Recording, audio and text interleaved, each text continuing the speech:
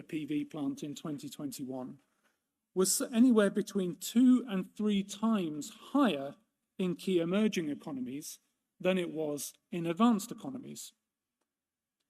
And our cost of capital observatory shows that despite having 2/3 of the global population, emerging and developing economies, excluding China, I should say, account for less than 1/5 of the global investment in clean energy, far from proportional. Bringing down the cost of capital would make a huge difference to the overall cost of energy transitions.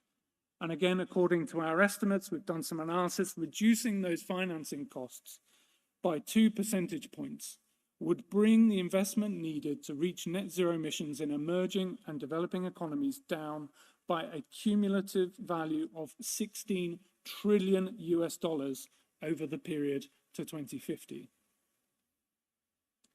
So we need more investment, and we need to de-risk the projects, and we need to cut the cost of capital for those projects. There are renewed calls to do exactly that, including through the IFIs and MDBs. I suppose a question that we may well come to in this panel is, can we see this year as a breakthrough year? And how might India's G20 presidency help support that positive breakthrough? So with that, now let's move into the panel discussion. I have several questions that I'd like to put to our distinguished speakers, and we're all very keen to hear their responses. But let me start by posing a question in turn to the Managing Director of India's Exim Bank, Managing Director Harsha Bangari, and also to a representative from NIIF, Mr. K. Mukundan. And the question really is, looking at your experience, Managing Director, what do you think have been some of the key barriers and risks that come in the way of unlocking clean energy investments in emerging market economies? And what kind of de-risking approaches do you think might work to help overcome those? Over to you. So if your permission, I can start. Thank you, Mr. Donner. And good afternoon, everybody. It's a pleasure to be here. And thank you so much, MNRE, IREDA, and IRENA.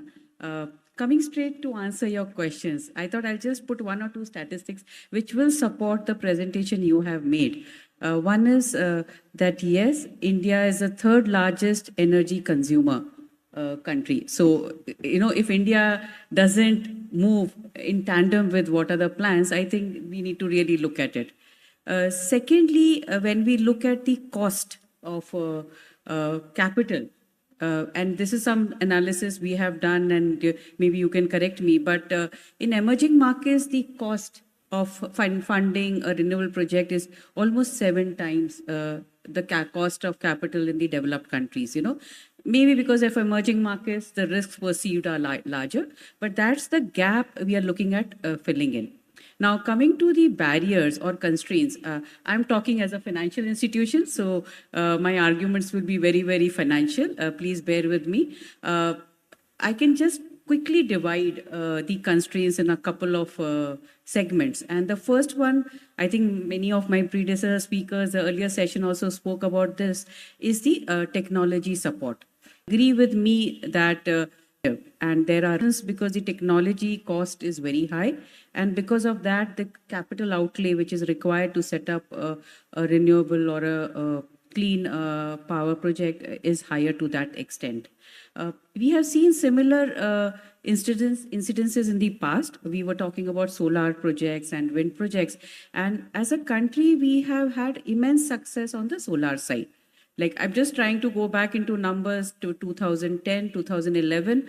The cost of setting up a solar power plant, and if we compare it with today, it's almost 88% lower. So that is a level of cost reduction which has happened on a clean power project because of technology advancement. So that is something which I think is there in our face and something which we need to address. Secondly, also, I'm sorry to say, but climate finance typically is seen as a straight-jacketed, which solely depends on the use of funds. Now, when we say use of funds, the typical targets for the such financing would be zero carbon emission type of projects. But in India, if you look, or even in the other emerging markets you look, there is a lot of focus, or there's a need to focus on the what we call as transition financing, where we could also look at sectors which contribute to carbon emissions, and whether there is some way of financing that under transition financing. Just to give you an idea, in India, the sovereign green bond setup, or the framework which was set up by the government of India, includes transition financing is one of the ways in which these bonds can be used. Also, earlier there was a mention, I was listening very keenly to the earlier presentation. So, we talk about nascent technology.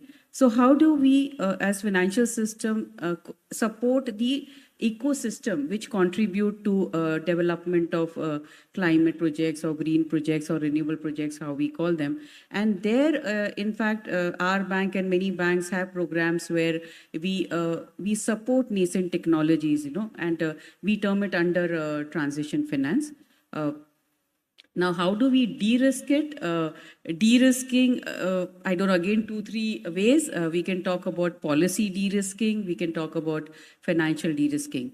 Coming to policy de-risking, I think lots of efforts have been made, and it is sort of reaping benefits. We are looking at government stepping in and promoting renewable projects in the country. We are also seeing the regulator. There have been instances of lots of green bond issuances from the country. But the regulator, that is the Reserve Bank of India, they also come up with a working paper on green deposits, because most of the commercial banks' source of funds are deposits. And there is a dialogue where, the normal people like us can actually deposit our money with the banks and tell the banks to use that money only for climate change or green finance type of activities. Also, in terms of the costing difference, so what is the, how do you fill that gap? It could be part of viability gap funding. It could be also lots of discussion. One thing we have to understand is that public finance can never be enough to finance this sector. And there is a real need for private sector to step in. And the private sector typically will only step in when they are comfortable with the risk profiling of these projects and the returns expected. So, we're talking about blending finance and taking different structures. For example, at Exim Bank, when we support clean technologies, we also look at financing by way of equity investments rather than doing it in a debt format. Similarly, the role of AIFIs and MDB cannot be under stressed. They play a very pivotal role, and the idea is to maybe blend private sector financing with public sector, because typically in a private sector financing, the tenors are seen very carefully. And most of the projects we are looking at finance today are requiring funds for, say, 15 to 20 years or even over that, which typically makes the cost of these projects very high. So in some sort of blending where, the first loss policy, or earlier Mr. Mathur was mentioning about guarantees or credit enhancement models, which will enable capital to get garnered, As Exim Bank, we also look at doing renewable power projects in our partner countries. So just to give you some idea, we have financed over 28 projects overseas in Asia, Africa, and Latin America with a commitment of over $2 billion. There, as India, we also look at transferring technology. So, while we provide credit lines and enable these countries to set up these projects, we also localize the technology there. So I think it's going to be a mix, a blend of private sector, public sector, a commercial bank or a financial bank along with, and also the structure in terms of equity, debt, or other type of structuring. Thanks. That's brilliant. Thank you so much, Managing Director. And I really appreciated the fact you got us off to a good start. You had lots of concrete numbers there and real practical actions.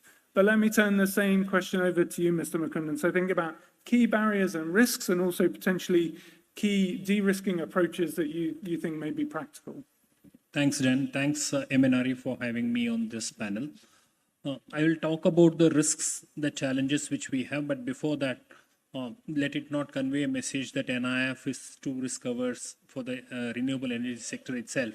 And I would like to give you certain statistics about what we have done so far. We are present across many segments of this renewable energy sector itself. We are at the grid level as both as equity investors and as debt providers. Firstly, as debt providers, we have set up an NBFC, which today has a loan book of about 35,000 crores, of which 60-70% I would say is on renewable energy projects. And the portfolio is doing very well for us. So we have a large presence in our debt platforms. On our equity platform side, we have about 4 gigawatts of solar and onshore wind. We also have something on the electric mobility. We have an equity investment into an electric mobility, which is largest bus operator today in the country. We are present in the circular economy as well, where we have set up Asia's probably the largest waste to gas production plant, which has become operational last year. So we are present in the entire value chain of the renewable and the green economy. So just to set the context to say that the risk which I'm going to talk about now doesn't convey other message otherwise. Coming to, based on our own experience of as a developer in developing bidding for several of these and as a financier as well, what we see is that basically this entire power sector is on the concurrent list of this country. In this country, there are certain laws which are governed by the central government and there are something which are governed by the state government, and power is essentially which is concurrent to both the governments. And which leads to, and the biggest consumers of power are the state electricity boards, the state discoms, which are governed essentially by the state governments. And at times we have seen issues about interpretation of laws by the state regulatory commissions, by the state governments. So many of the state discoms are not in the best of the financial health, which creates some kind of challenges for us as developers to finance projects at the state level. How we as a country, I mean, this is a larger issue for many of the developers, but we as a country have overcome it, I would say, over the last 6 or 7 years. There is this organization called the Solar Energy Corporation of India, whose initial mandate was slightly different, and then now it has become a kind of an intermediary between solar developers and the consumer, which is the weak state electricity boards. The change of this mandate, which happened about 6 or 7 years back, really gave a fillip to the entire industry, and which has resulted in a lot of international capital coming into this entire industry. So while the challenges of country like India are very unique, if you take other emerging economies, take for example South Africa, take for example Taiwan, these are some of the issues which are not there because there is a central government equivalent there which procures all the electricity. So you are essentially taking the sovereign risk. You are taking risk on the state governments which have probably not the best of the payment track records. And we have found solutions for that as well. We as a country have found solutions. If this kind of a, however, that was the challenge. We have found a solution for that as well. The second challenge which we again find is there are change of laws which happen about domestic panel procurement and stuff like that, and which has affected implementation of several of solar energy projects in the last 1 or 2 years. But again, the learning from those experiences for us is that a constant engagement with our ministry, which is the MNRE, which has been extremely supportive for us in representing for us. As a nation, we have certain ambitions of domestic manufacturing. A lot of panel comes from China, 86% is what I heard in the last panel. And therefore, we as a country wanted to de-risk. We have an ambition of having our own domestic manufacturing. And therefore, there are different interest groups which ask for domestic manufacturing. Therefore, how do we address these kind of challenges which come through as we bid for projects and we have won certain projects, and how do we implement it?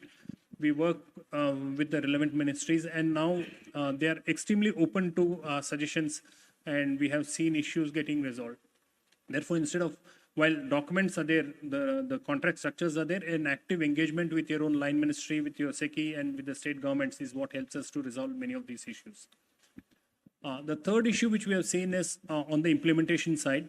We have had challenges at times in land procurement. We have had challenges on evacuation, especially transmission, because we are dependent on other third parties like state government entities, the CTUs and other things. And therefore, at times we have stayed away from certain biddings because we feel that the execution of the transmission line may not be to the expectation of what it could be, which could lead to problems at a later point of time. So these are my large challenges, but the way we have overcome that as well.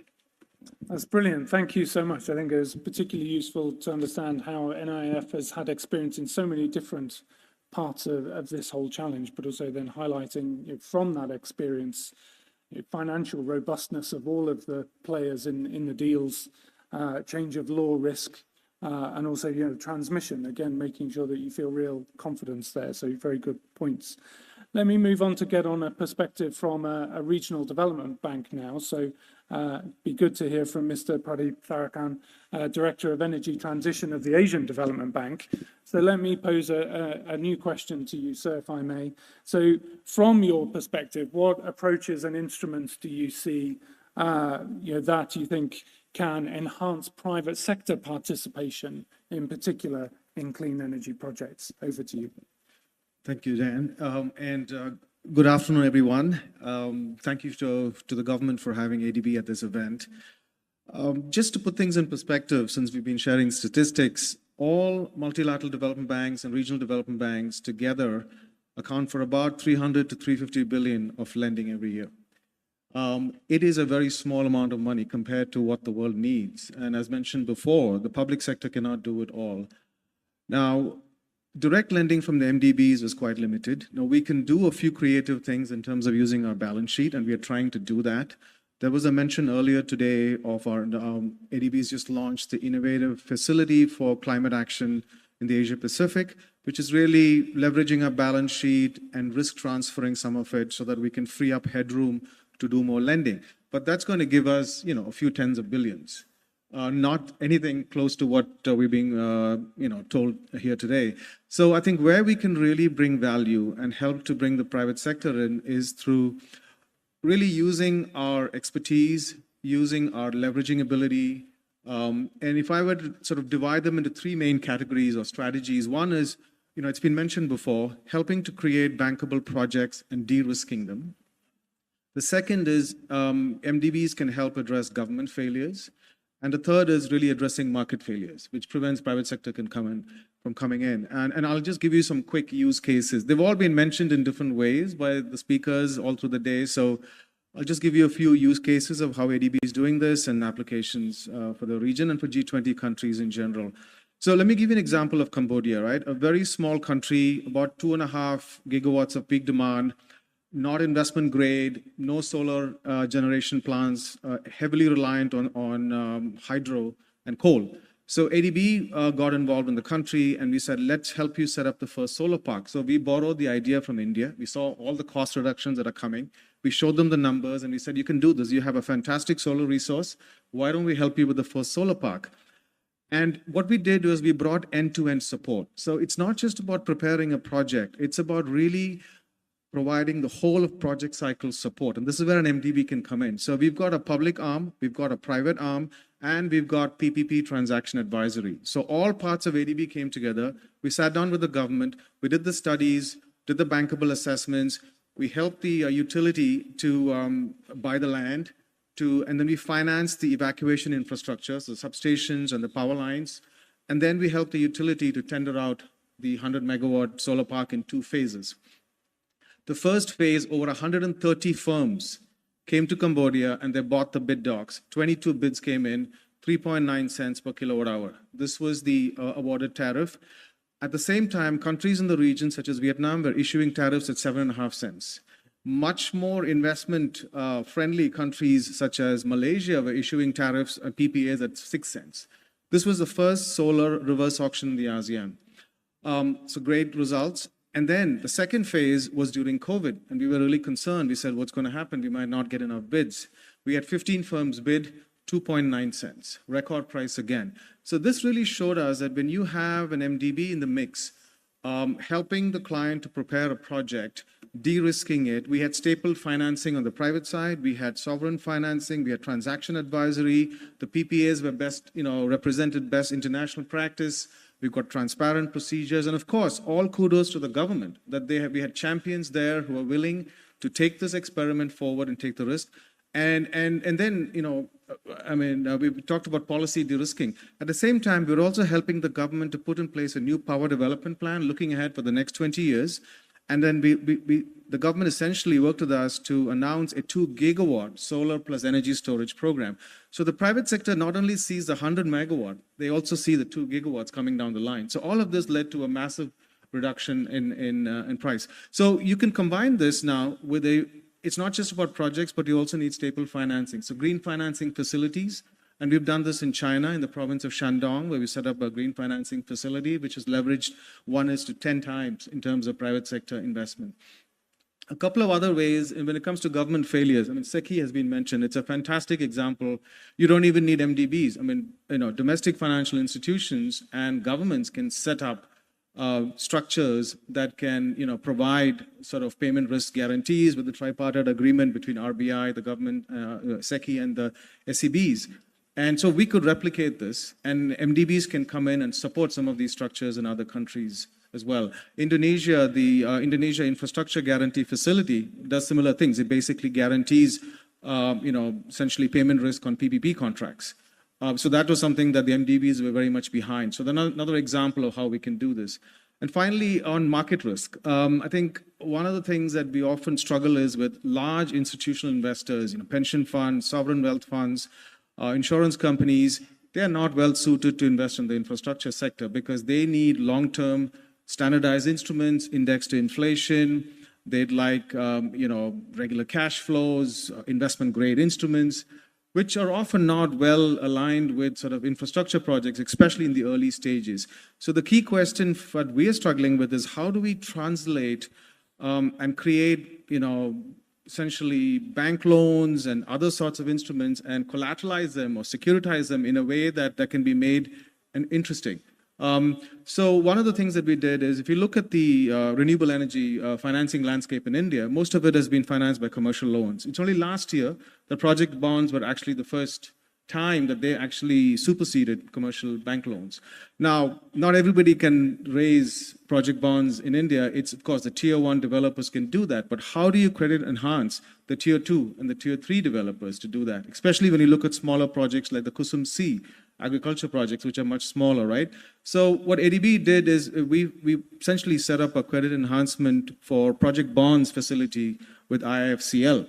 So that was something that we did about 6 years ago, and we managed to exit that, and IIFCL has gone on to do its own credit enhancement, and now we're replicating that in Bangladesh as well. So that's another example. And finally, because transition finance came up, just wanted to mention an interesting experiment that we are embarking on right now, is that while we talk about renewables, everybody loves renewables. We have a problem with our existing, fossil assets. These are long-lived. A lot of them operate under power purchase agreements. In some ways, they're quite nice projects in the sense that you have regular cash flows 20 years ahead. So can we now find ways to essentially re-leverage and refinance these contracts and these assets and use concessional money such that we can preliminarily terminate these PPAs. So you accelerate the closure and the eventual phase out of these power plants. So ADB's energy transition mechanism is something that we're working on to try and see, especially we can take some of these PPAs and loans and bring them under a single fund or a platform where we can bring in MDB money alongside with bilateral money, concessional money from philanthropies, and commercial money to find ways to re-leverage and refinance these projects as a way of supporting transition finance. So let me stop here. Thanks. That's brilliant. Thank you. And can I ask you a quick follow-up? Because there was a couple of points there that caught my attention. But one that caught my attention was you were saying, look, if the MDBs can be involved from end to end, that can have quite a transformational effect in terms of bringing the overall cost down. But that's potentially quite resource intensive. But then what that sparks in my mind is a broader question of, are there any bottlenecks or capacity constraints within MDBs at the moment in terms of the scale of transition that we're looking to achieve? You've already talked about the overall scale of finance that is available, which obviously can only go so far.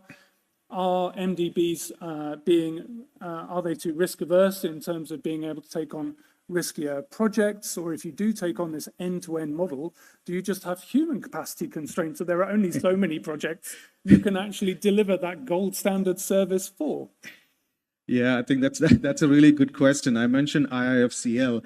In fact, that project, the project evaluation showed that we spent way too much staff time on it. It is a success. IIFCL then went on to do its own credit enhancement, but it did cost a huge amount of money in terms of staff resources. So that's a really good question, and I think that's why it makes sense to start really partnering with DFIs, domestic financial institutions in the countries. I mean, especially in India, you've got gold standard institutions like PFC and REC and IREDA, which is now more than capable of doing these things. So we have to pass the baton and work in partnership initially, and then step out of the way and let these institutions go forward. So perhaps that's one way. The other is, then silos exist in every organization.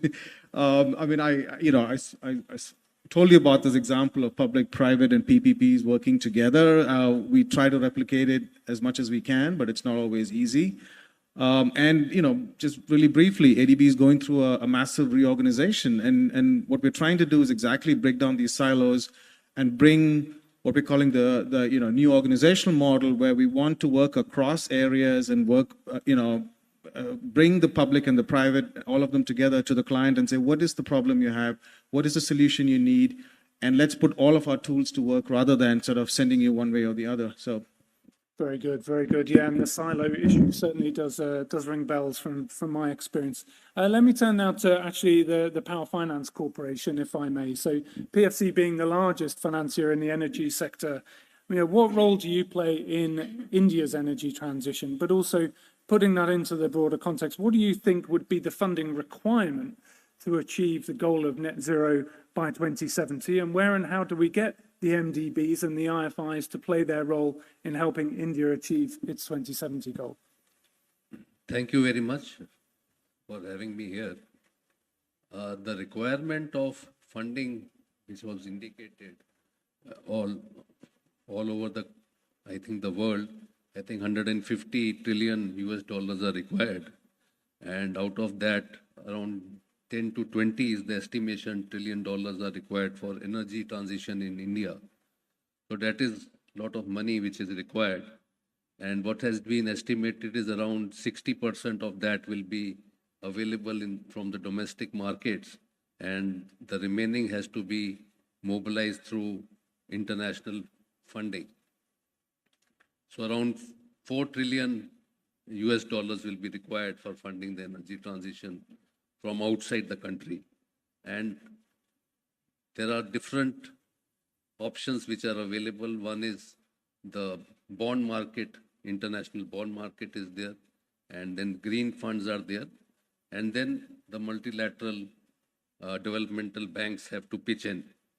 So the demand is going to be there, and the renewable energy requirement is going to increase as we see the demand for the country itself. PFC has been funding power projects in generation, transmission, distribution, and we have funded number of renewable energies, and this is our thrust area. We have funded around 25 gigawatts of renewable energy, dispersing about 7.5 billion US dollars to these funds, to these projects. So the requirement is going to be there, and with renewables coming in a big way, we need, being intermittent in nature, we need some balancing power. So energy storage is the requirement. And while we are talking about battery storage, I think there is a need for pump storage schemes also. And within the country, we have around potential of 120 gigawatts of pump storage schemes. And the government of India has indicated during the next 5 to 10 years, around 10 to 20 gigawatts will be developed. So this is the area which we have to look at for balancing power. I think these are the requirements which is for the country, and this can be pitched in by the multilateral development finance institutions. Brilliant, wonderful. Thank you so much. I don't know if this is true for some of the other people in the room, but I tend to find when we talk in trillions, I kind of struggle to get my head around the scale of it. And I'm a finance ministry official by a deep background, so if anything, these big numbers shouldn't be quite so scary to me. But what I then try and translate it to in my own mind is the scale of the opportunity. You know, thinking about the growth of industries, you know, going from very small to very large very quickly, and the scale of the opportunities that means for hundreds and thousands of businesses, and needing to get the finance to then marry up to make that happen. So with that, actually, I might turn to the Indian Renewable Energy Development Agency, if I may. How can the pipeline of bankable clean energy projects be scaled up to those kinds of quantums, to those kind of numbers? You know, what are some of the things that financial institutions can look to do and look for in projects to try and help make sure that they improve, get better, become more bankable, and we see the numbers we need to see? Over to you. Thank you. Thank you, and for getting me opportunity to be in the panel. So, being one of the partner for this program, so already in my introductory inauguration program, I have already said that IREDA is the largest lender of RE. And we're talking about support of developmental agency. Then we're talking about making bankability. So risk is the only thing which will make it bankable and not bankable. Nobody can tell that risk will not be there. Risk we have to eliminate. If we cannot, we have to mitigate. If we cannot, then we have to manage and control. That is the way we can make it bankable. See, IREDA is there since 36 years. If you see, in 33 years, the number of volume of business what IREDA did, in 3 years, did the same size of business. And these 3 years includes 2 years of peak COVID. So which is confirming that when opportunity is there, if you have an approach and your intent is clear and you partner with your stakeholders, not borrowers, we call them stakeholders, then only you can achieve this. First of all, you have to go for reducing or eliminating the asymmetry in information. As a lender and borrower, first object and approach to be that be honest in your intent and clear on your projects and whatever you want. That is the practice we have followed in last 3 years. In 3 years, 12 quarters, 13 meetings we have done with the stakeholders to understand what is the sectoral issues, what is the individual developer issues. And we have addressed, I think, 100% of their concern.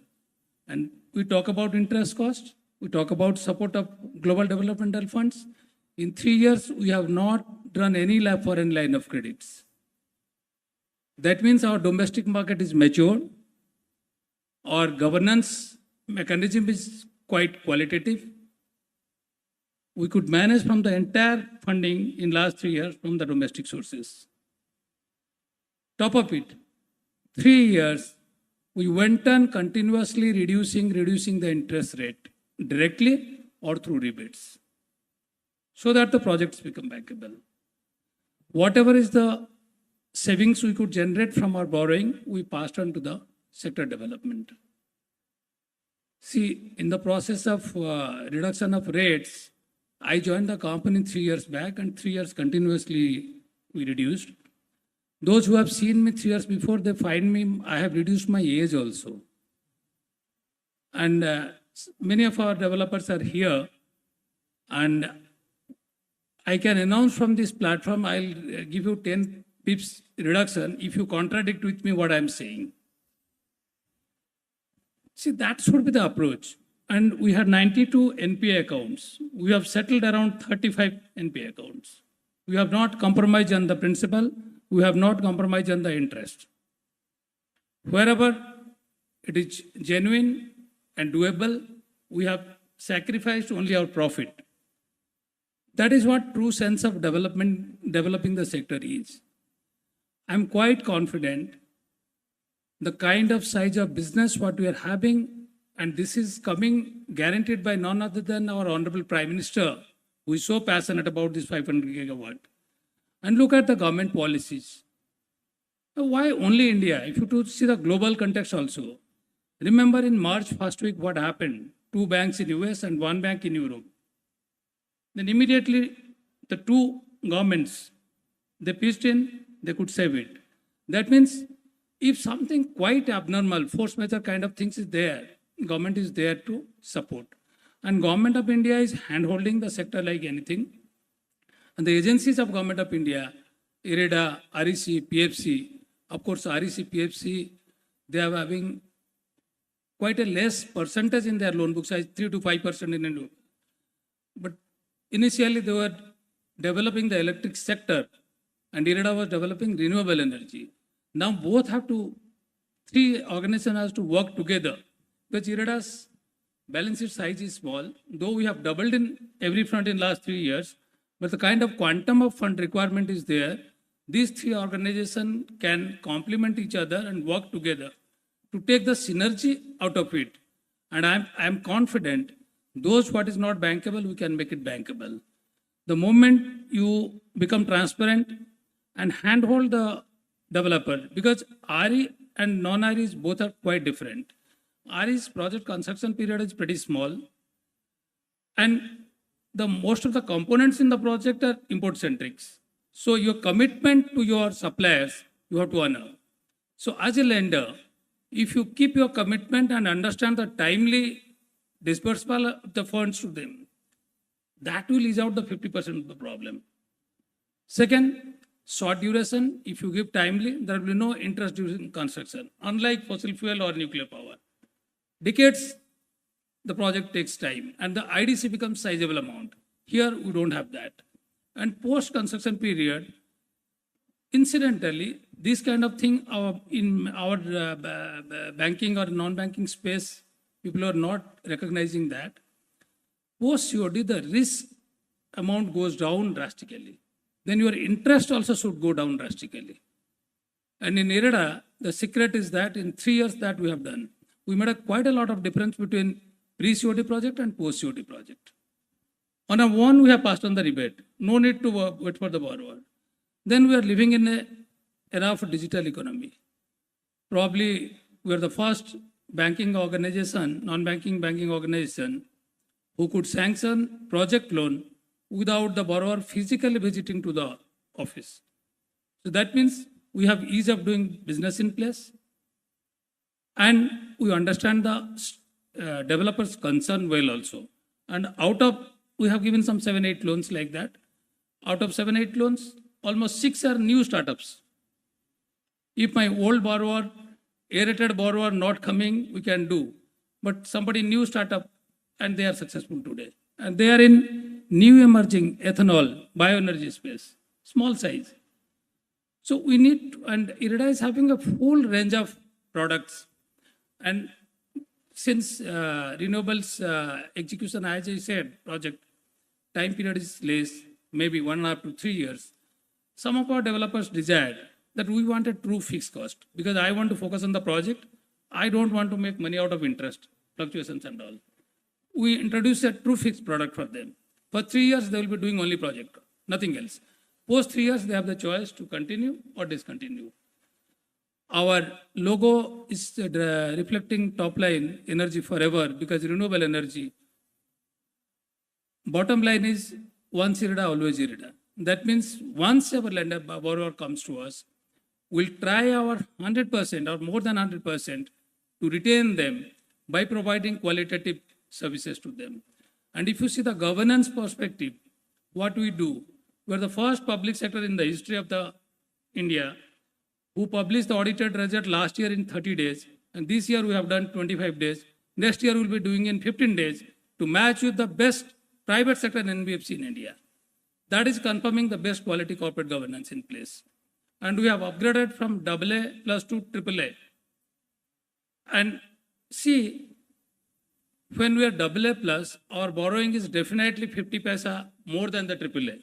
Despite that, we ensured the lowest rate prevailing in this space.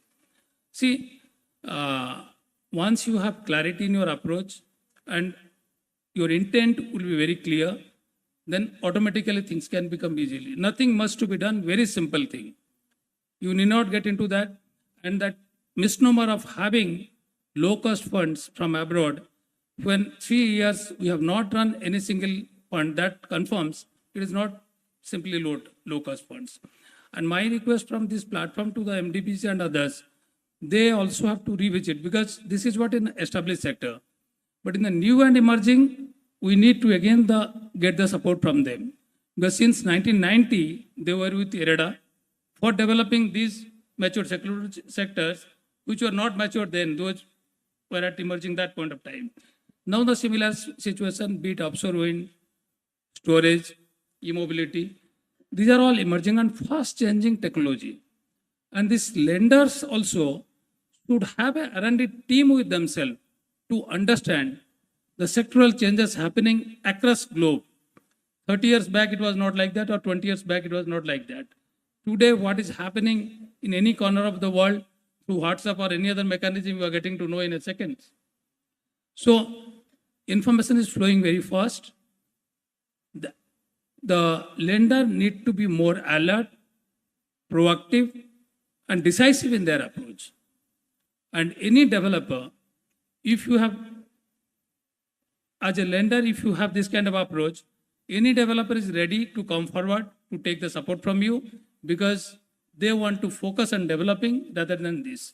And there is a trend in India, if you find, most of the funds are now acquiring commissioned assets. Why? Because they don't want to take the construction risk here. So this is again an input for the Indian developers. We have the expertise for developing.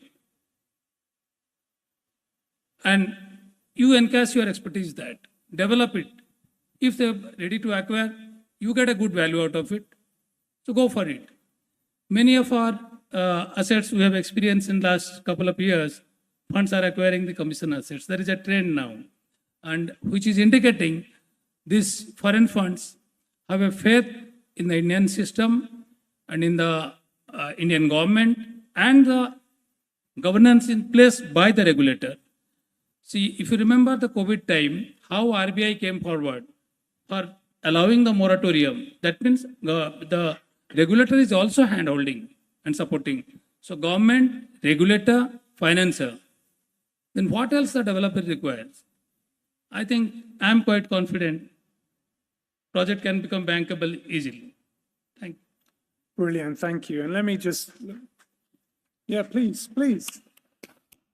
Let me just also praise all the great and inspiring work that your organization is doing and pick up on 2 points, if I may. So firstly, I'm really pleased that you highlighted startups and small projects. I think that's another important angle to bring into this discussion. But let me also ask you a follow-up question on a point that you raised, and also if any other members of the panel want to come back on this one too. Explicitly or implicitly, a lot of our conversation so far has really been focused on the power sector. But as you say, we're increasingly looking not just at the power sector, but at every sector. And there will be both learning from what we've done in the power sector, and there will be unique attributes that are very different, be it in transport, be it in trying to incentivize energy efficiency, transition financing and investment was mentioned earlier.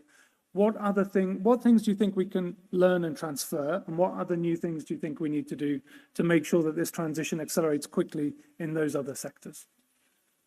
See, when you talk about with the climate concept in mind, so energy transition and decarbonization, and it is not only the responsibility of Power Ministry or MNRE. It is now MOPNG, roads and transport, shipping, because you require energy everywhere. So, and first of all, we need to have a fair amount of awareness also. All along we are spending on developing energy, but how to use those energy efficiently? Do we really require We know pretty well. See, today, to have a 6% GDP growth in Indian economy, we are requiring 8% of growth in energy generation. But I think we can achieve if we have a fair amount of awareness on energy usage. I'm sure at least this 8% will be reduced, so that effective utilization of energy will be there. Because more the energy you generate, more carbon you are bringing, unless it is a fossil one. Even for fossil also, you are using battery. Batteries again having, yeah. So therefore, there will be a holistic approach. It will be each and every person's responsibility to ensure that environment and climate is in place. So, and even I'm talking of educational institutes, they also have to play a key role. Because having an en masse awareness, see, look how our COVID vaccination program became successful. Such a huge country. How it started? That time when Honorable Prime Minister started that putting the candles or beating the, so people thought of like, what is this? So it was nothing but uniting everybody and creating an awareness about the safety and protection of it. If we learn from there, similarly for energy usage, energy generation, energy transition or decarbonization, en masse awareness is required, which is missing today. And because this is the learning from recently, we had an energy literacy program. That's the reason in my first morning session, I told 36 local institutions we are going to have this energy literacy.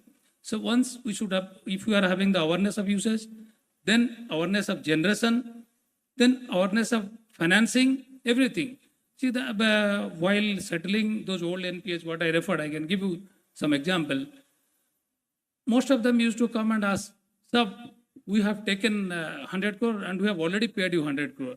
But you have taken 100 crore sometime. You have paid 100 crore after 10 years. So what happened to the interest cost? No, this problem, that problem was there. Then I told, okay, problem was there. Had the problem not been there, you would have made 100 to 200 crore. Whether you would have come and shared with us? No. So we need to create awareness with them also. So I'm confident the way government is driving and all the machineries in government, all the departments, everybody, all are working together now. And I'm confident this problem will be overcome. Brilliant, thank you. Would any other member of our panel like to come in, please? In fact, please let me start here and then work along. No. Just wanted to, I don't think it's totally relevant, but just wanted to add another element which makes finance in this sector viable is also the consciousness on the banking sector part in terms of the ESG. So when we talk about environment and we talk about sustainability, renewable energy, clean energy plays a very big role. You know, there are other issues, other elements also like affordable housing or water and wastewater management. But the renewable energy becomes, and what is happening increasingly, it's happening in our bank, and I'm sure it's happening everywhere, is that more and more we are setting up governance systems internally. And what we are also doing is we are trying to connect it with our due diligences. So what happens is that now we have a sustainable finance committee, which definitely will give some brownie points for project which is renewable or which is providing clean energy. And that part of due diligence gets overlaid with our credit due diligence, so that, you know, the risk scoring which we do for a particular project would become much as because we have started looking at the benefits of that project also when we are doing. And I think that also helps us raising money. So as Exim Bank, we are actually dependent on the international capital markets, and we raise huge amounts of money. So in January 23, we did a $1 billion bond issuance. And in fact, we did a sustainability bond issuance. So we've been able to map our assets because of these endeavors. And because of that endeavor, we were able to raise money from marquee investors who have become very conscious about where their money goes. So I think that little bit of consciousness in terms of the lending community for sustainability or ESG also could play a bigger role in terms of directing finance to this sector. That's brilliant. Yeah, Thank you one very point much. I missed. See, we do not have a well-defined green taxonomy in India as on date. See, once you have a well-defined green taxonomy in place, huge population, then when every citizen thinks, when I'm putting my money into green bonds or green deposits, I'm contributing an asset which is not visible, but which is going to help my grandchildren, great grandchildren, and such a huge population. Simple contribution in the form of deposit from the mass public, that can enable a huge amount of fund also. See, these are the areas which we have not looked into. And also, all these Indian lenders, including IREDA or PFC and REC, we have always looked into US, Europe, and other things.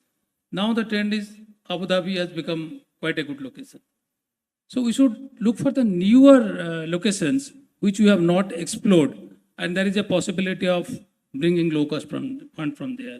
So ultimately, costs have to come down, and technology changes. Whatever happens, it should be en masse well aware.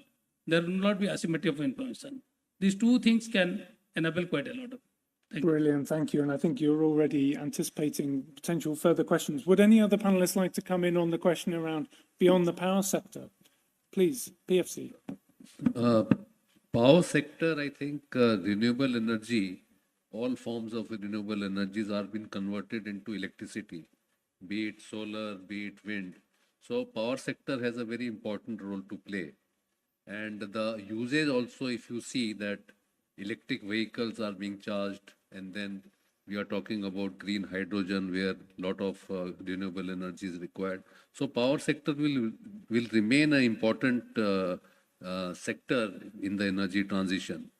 And regarding these funds which are available from green financing is available, PFC has the experience of raising 300 million euros and also earlier 400 million USD. So what we have found that the green bonds which we raise, there is demand, but ultimately it is not converting into the lowering of cost. So that has to be, I think, debated that how to reduce the cost of funding. Even going outside, we are not getting that lower cost for the green bonds. Within India also, as has been indicated, we can try different green deposits, etc., to lower the cost. So that is definitely required. And we have to basically, the new transition which is going to happen, offshore wind, then green hydrogen, and these are the new areas where public financing will be required initially, and then we have to, the crowd in private funding will be also required based on the public. So some sort of blending will also be required. Yeah, absolutely. Completely agree. Thank you. I'm just going to call on Mr. McCunnan. I'm also just going to let our audience know we will have time for one or two questions from the audience. So if you do have some bright ideas, prepare yourselves now. But let me pass the floor over to you, sir.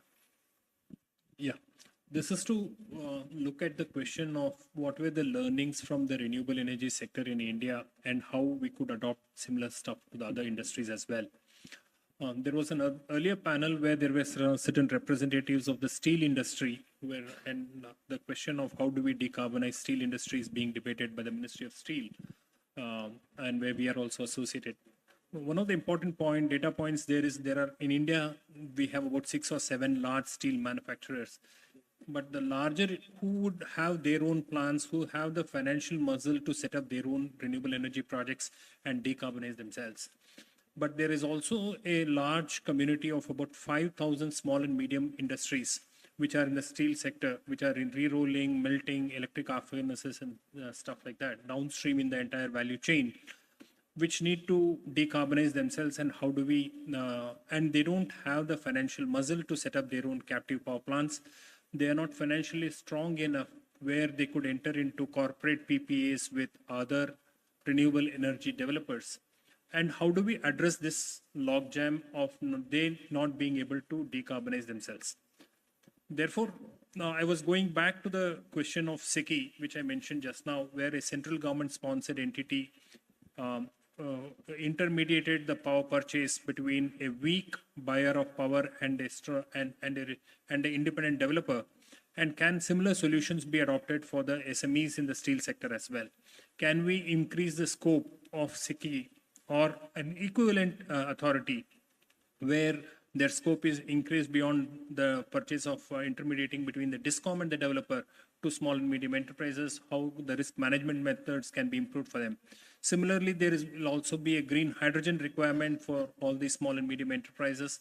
Can an intermediation, a central government or a central government supported intermediation would be required for some time for these energy transition to happen for the small and medium enterprises? Brilliant, thank you. Very good point. I'm really glad that we brought the steel sector and heavy industry into this discussion. Now, let me just open it up to the floor. Are there any requests for questions from the floor?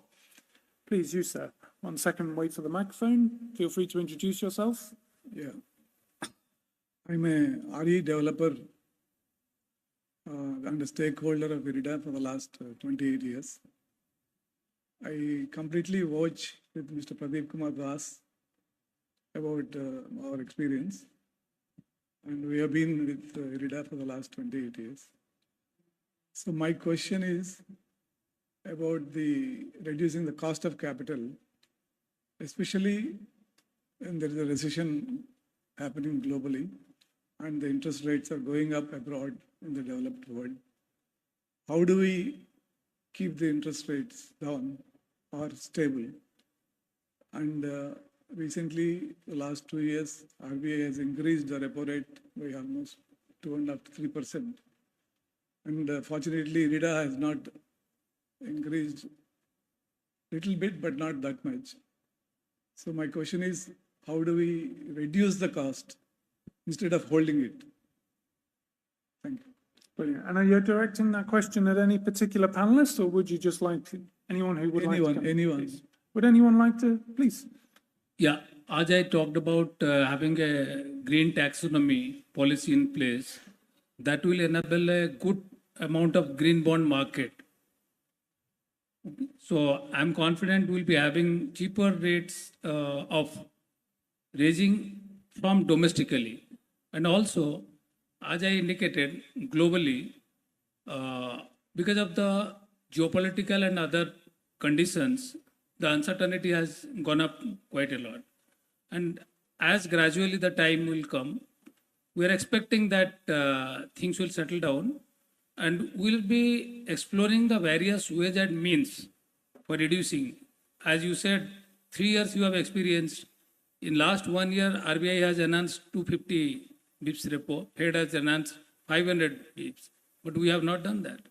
On last 31st March only, we have gone very 0.25 kind of thing. So that is not thing. And this uncertainty in the market will be there. But how to handle those uncertainty, I think Indian economy or Indian government or Indian developers, they have quite matured experience to handle. Thank you. Brilliant, thank you. PFC, please. So has been indicated that the repo rate has increased over the time, over the last 1 year. PFC and REC have also not reduced, have not increased the interest rates. The increase in interest rates for renewables has been much lower than what is for the conventional generation. So I would like to indicate that there is a sort of cross-subsidization of where we are giving thrust to renewable energy rather than conventional generation. Yeah, that's a very good point. Would anyone else like to come in on that? Yep, please, ADB. Really quickly, another experiment that we've sort of started to do is when we look out for concessional sources of money, how do we bring down the cost of capital, right? So philanthropies is another area that a group of entities that we're talking to. So you've got national philanthropies, you've got international philanthropies. So over the last 2 years, ADB partnered with Goldman Sachs and the Bloomberg Foundation to put together a relatively small amount of money, $25 million of funding that was then blended in with our private sector projects. Within a year, we were able to deploy that money. We've recently signed an MOU with the Global Energy Alliance for People and Planet, which is supported by 3 major philanthropies. They have committed up to $100 million for primarily transition financing and energy transition type work. So we hope to be able to use that both in the public and the private sector for battery energy storage, for distribution reform, perhaps even coal to clean energy. So these are small numbers, but I think it's just to show that there is another entity that is now coming into the financing mix. Yeah.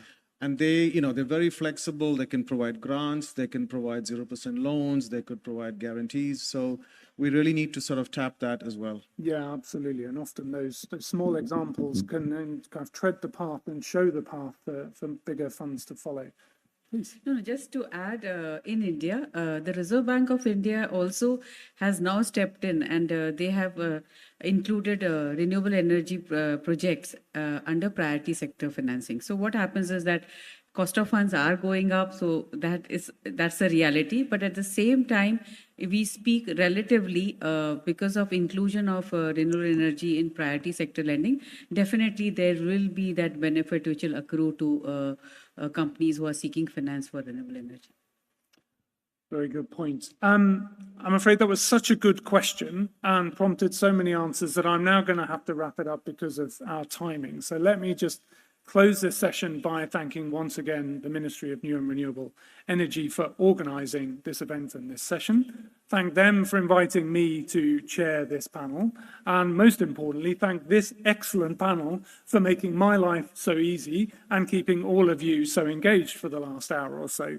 It's been really great to share this combination of views and insights on what I know we all agree is a really critical issue, and to make sure that we can see the acceleration in clean energy transitions that we want and need to see, and recognizing how critical financing and investability and bankability is to that whole thing. I hope you found it useful, and please thank our audience, thank our panel.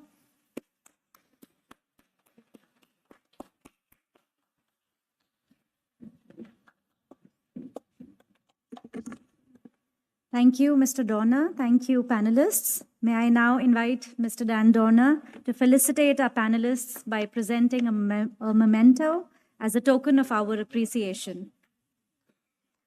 A huge round of applause, ladies and gentlemen.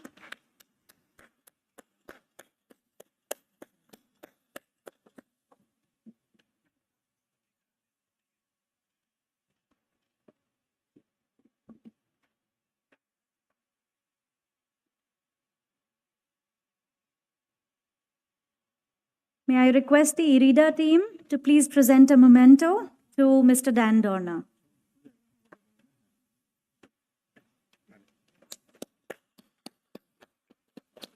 May we have a group photo, please?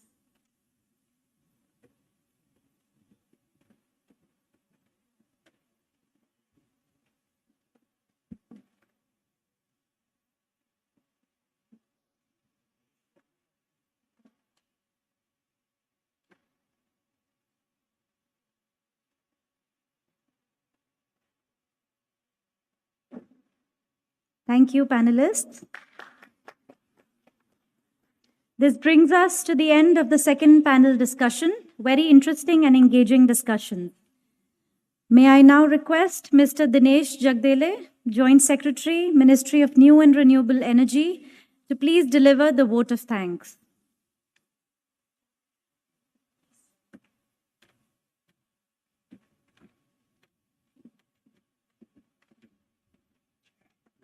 Thank you so much. My pleasure. Yeah. Thank you. Thank you. Thank you.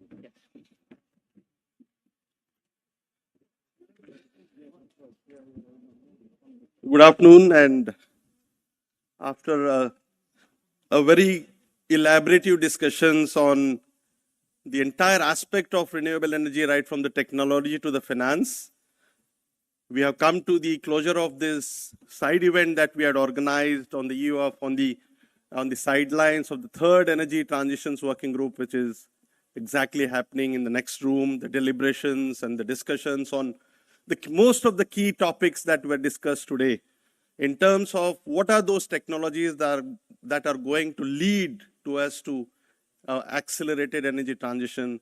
What is the cost of finance that we need to lower to make this happen? What is the amount of finance that is required to actually make the entire energy or achieve the global net zero that we call about? So it was on behalf of the Government of India, the Ministry of New and Renewable Energy, and the supporters of this event, IRENA and IREDA, I take this opportunity and it's my pleasure to thank you all, those who attended physically to this session and obviously on the virtual link as well. We had a massive request for actually getting this side event streamed live. My special thanks, let me thank Secretary Ministry of Power, Secretary Ministry of New and Renewable Energy, the Principal Secretary Energy Government of Maharashtra, the Chief General Manager Reserve Bank of India, the Chairman and Managing Director IREDA to actually grace the plenary session and start the beginning of this the low-cost finance for new and emerging technologies session. So actually, the nest of the two sessions were quite brilliant because I personally learned a lot, and the way the things were articulated, the kind of exposure that the panelists had in terms of moving forward from what we are today in 2023 towards a scenario where we all can take pride about the way the work we are doing. And every corporate, whether it's private or public or a multilateral development bank, I think everybody is striving to contribute to this global aspirations of net zero and trying to reduce the emissions that we talk about. My special thanks to Ms. Gauri Singh, Deputy Director General IRENA, for her moderating this session and taking the aspects on the outlook of new and emerging energy technologies. I would also like to thank Mr. Dan Donner, Head of the Strategic Initiative Office, International Energy Agency, to moderate the second session on role of international financial institutions and multilateral development banks in mobilizing investments. I'm sure we have a lot to take away from this session. We have a lot to actually deliberate further on how we individual sitting in this room and listening to this can contribute in making these things happen. So with the reports that were launched, I think will bring in more insights to all that was discussed, and I'm happy that the reports are available for your consumption and reading. And actually, we will in the next room we will be discussing those recommendations that have come out or emerged out of this report. I would like to thank the entire team of IRENA. I would like to thank IREDA team who have been actually putting a lot of effort into this session for the last several weeks, and my team members from the G20 desk of the Ministry of New and Renewable Energy who have made this event happen. So ladies and gentlemen, I invite you for a lunch which is just waiting for us at the outside of this hall, and then carry on the offline discussions as we take forward. Thank you very much. Look forward to seeing you in the tomorrow's session. Thank you.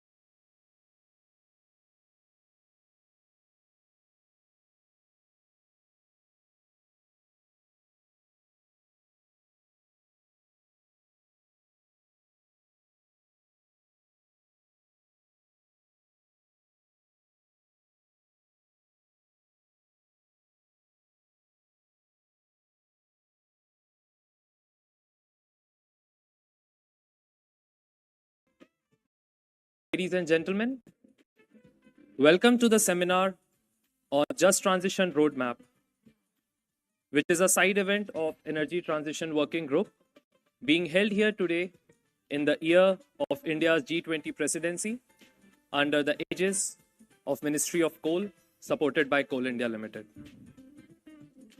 There is a shlok in Sanskrit, the mother of all languages, which I remember as I'm standing here now. Sarve bhavantu sukhina, sarve santu niramaya, sarve bhadrani pashyantu, ma kaschit dukh bhag bhavet. It means, may all be happy, may all be free from illness, may all see what is right, and may no one suffer. I feel this shloka sets the context so beautifully of today's event, where such illuminary dignitaries and delegates have assembled to discuss and develop ways in future where we can have dignity of people, safety of environment, including our flora and fauna, as we move ahead towards our progress and development. India's commitment and values have always been compassionate and inclusive for all. And that is reflected even in the motto of our G20's presidency, which says Vasudhaiv Kutumbakam, which means on this one earth, we are all one family, sharing one future together. And today's agenda also somehow revolves around that only, that how we can have a just transition for our one family in our one future when we move towards a low carbon economy for the safety of our one earth. Ladies and gentlemen, today we have amongst us the august presence of coal and power sectors dignitaries. And I would like to welcome them here at the inaugural session of today's seminar.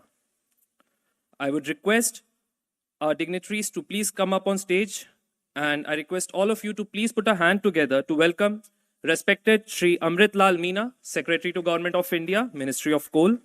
Respected Shri Alok Kumar, Secretary to Government of India, Ministry of Power. Respected Shri Pramod Agrawal, Chairman and Managing Director, Coal India Limited. Respected Shri Bhavani Prasad Pati, Joint Secretary, Ministry of Coal. And respected Ms. Santosh, DDG CCO, Ministry of Coal. I would also like to welcome all the delegates who are present here and those who are connected with us virtually through live streaming, who are seeing through us from all corners of nation and abroad. Thank you, sir. In India, before we begin any auspicious event, we always seek the blessings of Almighty. And I would request all the dignitaries on stage to please light this lamp, invoking the blessings of Almighty towards our cause, and let the rays of this lamp spread happiness to all present here. Sir.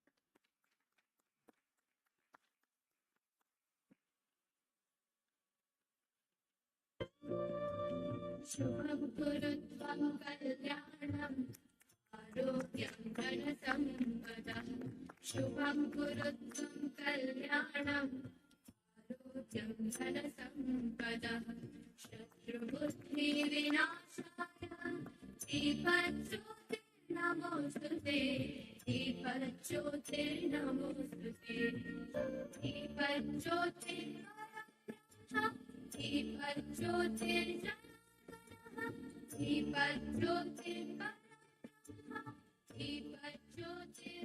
Thank you, sirs and madam. To begin the program, I would like to call upon Shri Bhavani Prasad Pati for the welcome address and setting the context of this event. So.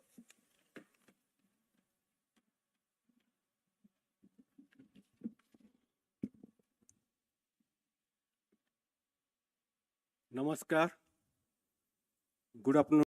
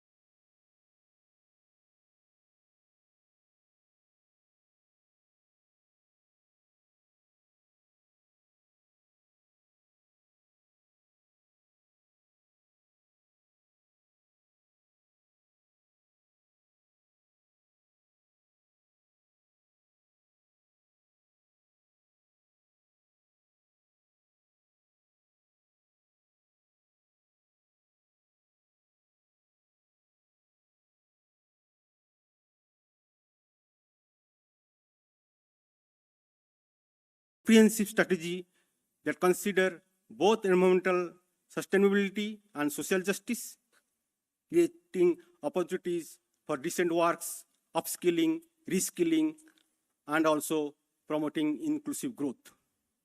During our time together, we'll explore various dimensions of just transition roadmap, including policy frameworks, technological advancement, economic consideration, restructuring and repurposing of assets, social inclusivity, gender equality, and role of stakeholders in driving this transformative agenda. Moreover, this seminar aimed to foster fruitful discussions, encourage collaboration, and facilitate the exchange of innovative ideas. I extend my heartfelt appreciation to the Ministry of Power, Ministry of Coal, Coal India Limited, CMPDL, volunteers, and all the individuals who have worked tirelessly behind the scene to make this seminar a reality. Your dedication and hard work are truly commendable. Once again, I welcome every of you to this important seminar. Thank you very much.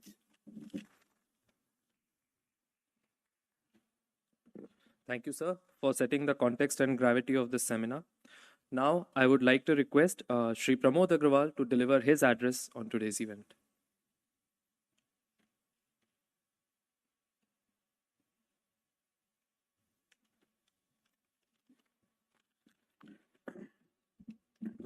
Respected Sri Alok Kumar, Secretary Power, respected Sri Amrit Lal Meena Sahab, Secretary Coal, my colleagues Santosh and Bhavani, and dear friends. Here we are talking about just transition. There are two words. One is Bhavani, and dear friends. Here we are talking about just transition. There are two words. One is just and transition. Let's take transition first. What is transition? When we talk about energy transition, generally we understand that it is transition from fossil fuels to renewable fuels so that emission of carbon is less. I think this is slightly restricted definition because we should go slightly beyond. When we are talking about transition, basically it should mean that creating an atmosphere in which we can achieve net zero carbon emission. When we talk about the second definition, actually we attack both the sides, supply and demand. When we talk about the first side, that is transition from renewables to transition from fossil fuel to renewables, we are attacking only the supply side. This world cannot sustain this type of uses. That should be understood first. If India increases its energy consumption to the level of world average, then what will happen? Today, America is consuming about 8 times more energy than what India is doing per capita. And China is consuming about 5 times more than what India is doing. And the world average is 3 times what India does. So if India goes to the world average, then the carbon emission will increase 15% immediately, because India now contributes about 7% of the carbon emission, and if it increases 3 times, then it will increase by 15% or 14% carbon emission. And whatever you do in the rest of the world, perhaps it will be very difficult to compensate. So when we talk about transition, we must understand that unless we start reducing the consumption of the energy, the way we are wasting the energy, nothing can happen, and this transition will be a very difficult thing to achieve. If you see in the last 18 years, the increase in carbon emission has been in the range of 0.74%, whereas India has increased its proportion from 5.4% to 7.8% or something in that range. So in India, the increase has taken place. If somebody talks about decreasing the energy consumption in the country, perhaps it will be difficult. Half of the country is living at the level where the reduction of energy is not possible. In Bihar, we are consuming just 330 units per annum per capita, which is sufficient just to light one lamp or one fan in a day. And reducing beyond that or reducing to a level below that will be difficult. Yes, we can achieve energy efficiency. We can transfer from, we can transition from non-renewables to renewables, but will it match the world's requirement? I think it will be slightly difficult, and hence we have to talk about both the energy management. When we are talking about energy management, we should look at both at the demand side and supply side. And when we are talking about just transition, the just words become also equally important. In Indian context, what will happen if the coal production is stopped or the thermal power stations are stopped? Perhaps the area in which is already quite behind and which are very poor, it will be difficult to sustain the livelihood. So we have to plan right now. What will we do in the future when the coal is out or the fossil fuels are out? It is no brainer, and it is a given thing that maybe after 20 years or 30 years, fossil fuels will be out. But how to replace them so that these areas don't get adversely affected and their life becomes very difficult? The second thing is the energy equity principle. Whether today what is happening, is it equitable society or what we want to achieve? These are the things we have to think, and we must think when the transition happens, the society becomes much more equitable. Thank you. Thank you, sir. Put up really like the person who is at the helm of the world's largest coal mining company and showed the unwavering commitment towards fulfilling the energy aspirations of this country. Thank you, sir. Next, I would like to call upon Shri Alok Kumar, Secretary, Ministry of Power, to share his views on today's event. Sir.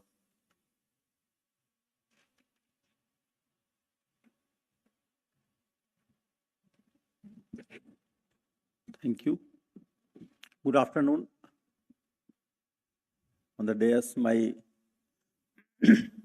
colleague Shri Amritlal Meena ji, Secretary Government of India, Ministry of Coal, Shri Pramod Agrawal ji, CMD of Coal India Limited, my senior colleagues on the dais, CMD NTPC, and friends. It is all energy transition day and night, and we are discussing in the other room our communique and discussions. So it is all over energy transition. It is really very important aspect of our times, the energy transition.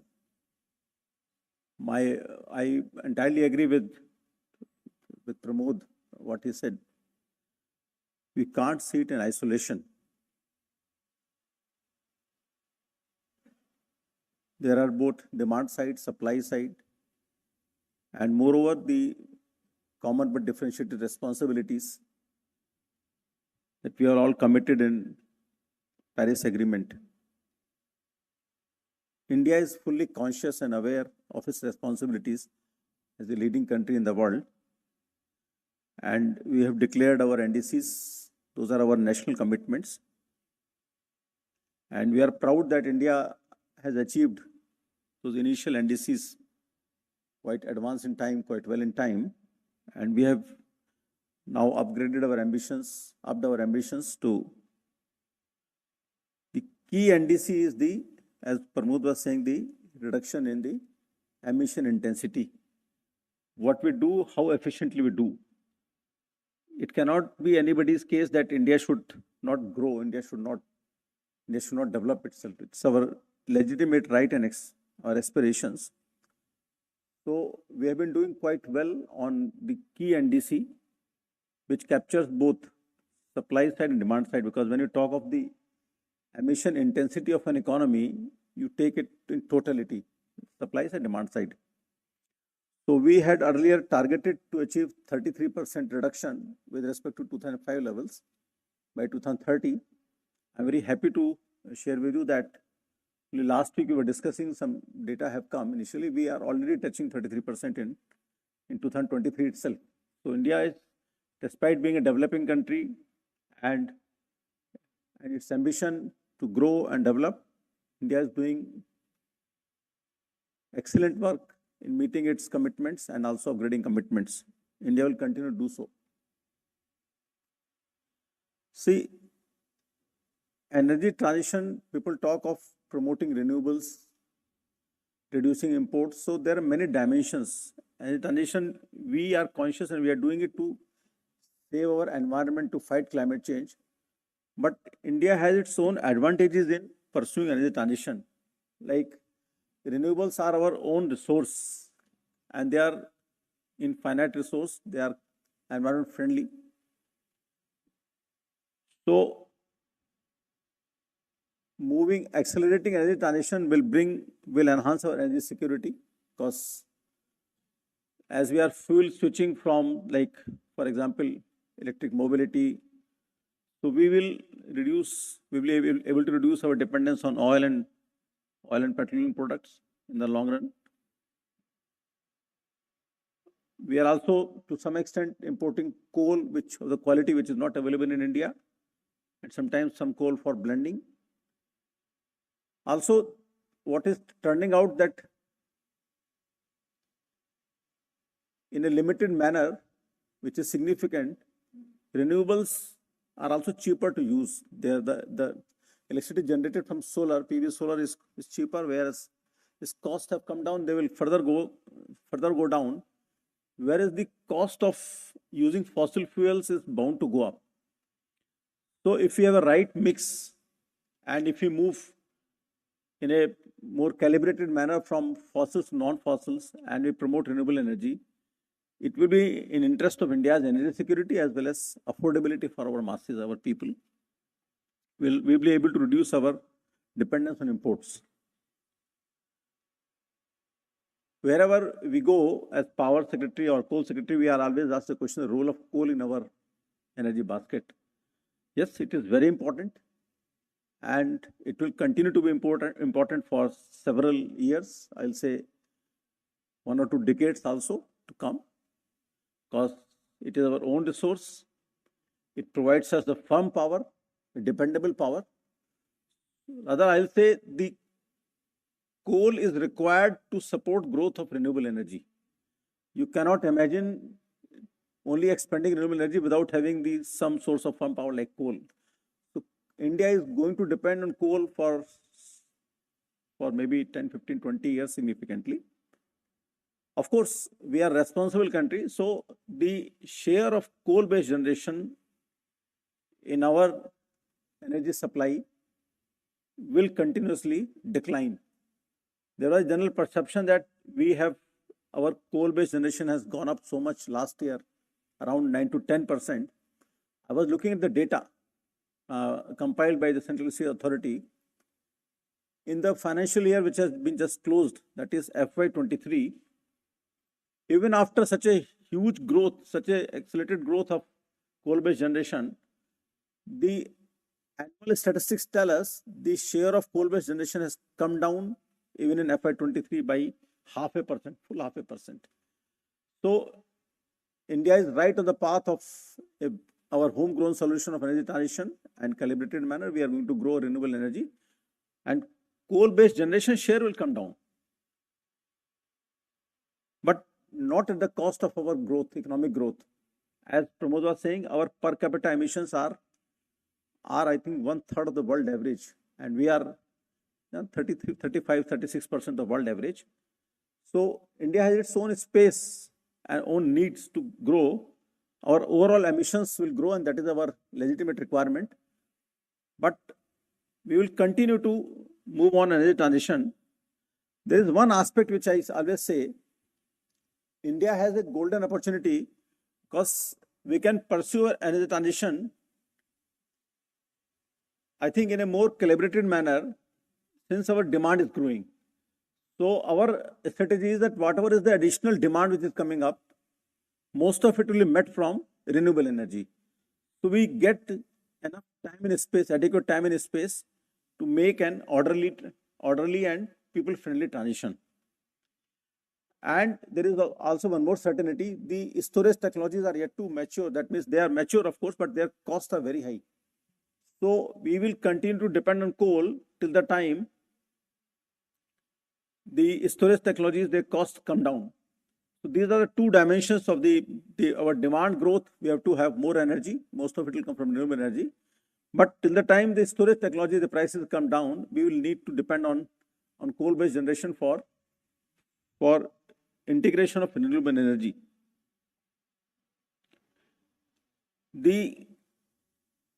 closure of mines can be of many times. Nobody is talking in India of a forced closure of a mine because of energy transition.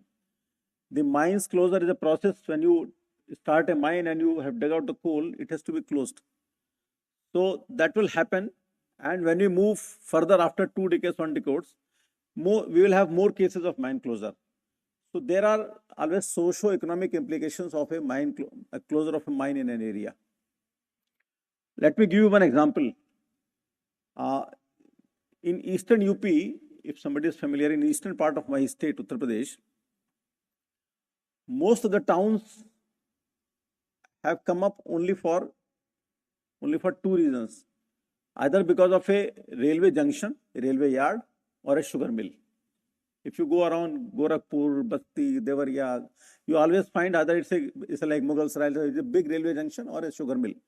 And sugar mills, when they came up, they brought upon a good local economic engine and growth engine and local prosperity. But something happened. Those sugar mills were the government and sugar mills. They became sick and those sugar mills got closed. If you go to those towns now, you will see the difference. People have migrated and this economies are shambles. So what I'm trying to say, give you an example that unless until you address this economic transition in an orderly manner, timely manner, the consequences will be very challenging. And especially in a democracy and in a sensitive society like India, we have to prepare well in time to take care of such economic transition in local growth centers, local growth engines. So I'm very happy that this side event is being organized by Ministry of Coal on the occasion of our third meeting of Energy Transition Working Group. It's a very important topic and India is taking it a big way in its negotiations also, that the whole global community, G20 community, we need to pay greater attention and we have to see that the roadmap and the SOPs and our strategies are in place in time, so that whenever a mine is getting exhausted or is to be closed, say after 5 years or 6 years, we start taking action very timely, 5 years ahead. So it takes time to build alternative ecosystem, to have alternative skill opportunities for the youth or for the people who are employed. And it is not only India. When we are talking to other G20 countries during negotiations, every country has its own peculiar circumstances. Some economies are very heavily dependent on export of oil. You talk to them. They are also equally worried. And they are defending this. They say that we need time. We need alternative technologies to transit. Countries can't transit, say, in a month or in a year or 5 years. It will take time. So this side event is very timely. This topic is very relevant. I must congratulate Ministry of Coal for organizing this seminar. I believe they are also going to release a study report, which will bring out the best practices of how to take care of an impending or a expected closure of a mine, because coal has been exhausted, but the economy should not be affected because of transition to some other economic activities. I extend my best wishes to this side event and I look forward to the recommendations of this study report. Thank you very much. Thank you. Thank you, sir. We are indeed fortunate to learn about how India is going to change its energy matrix in a responsible manner. Thank you, sir. Now, I would like to invite Shri Amritlal Meena for his keynote address on this seminar. Sir.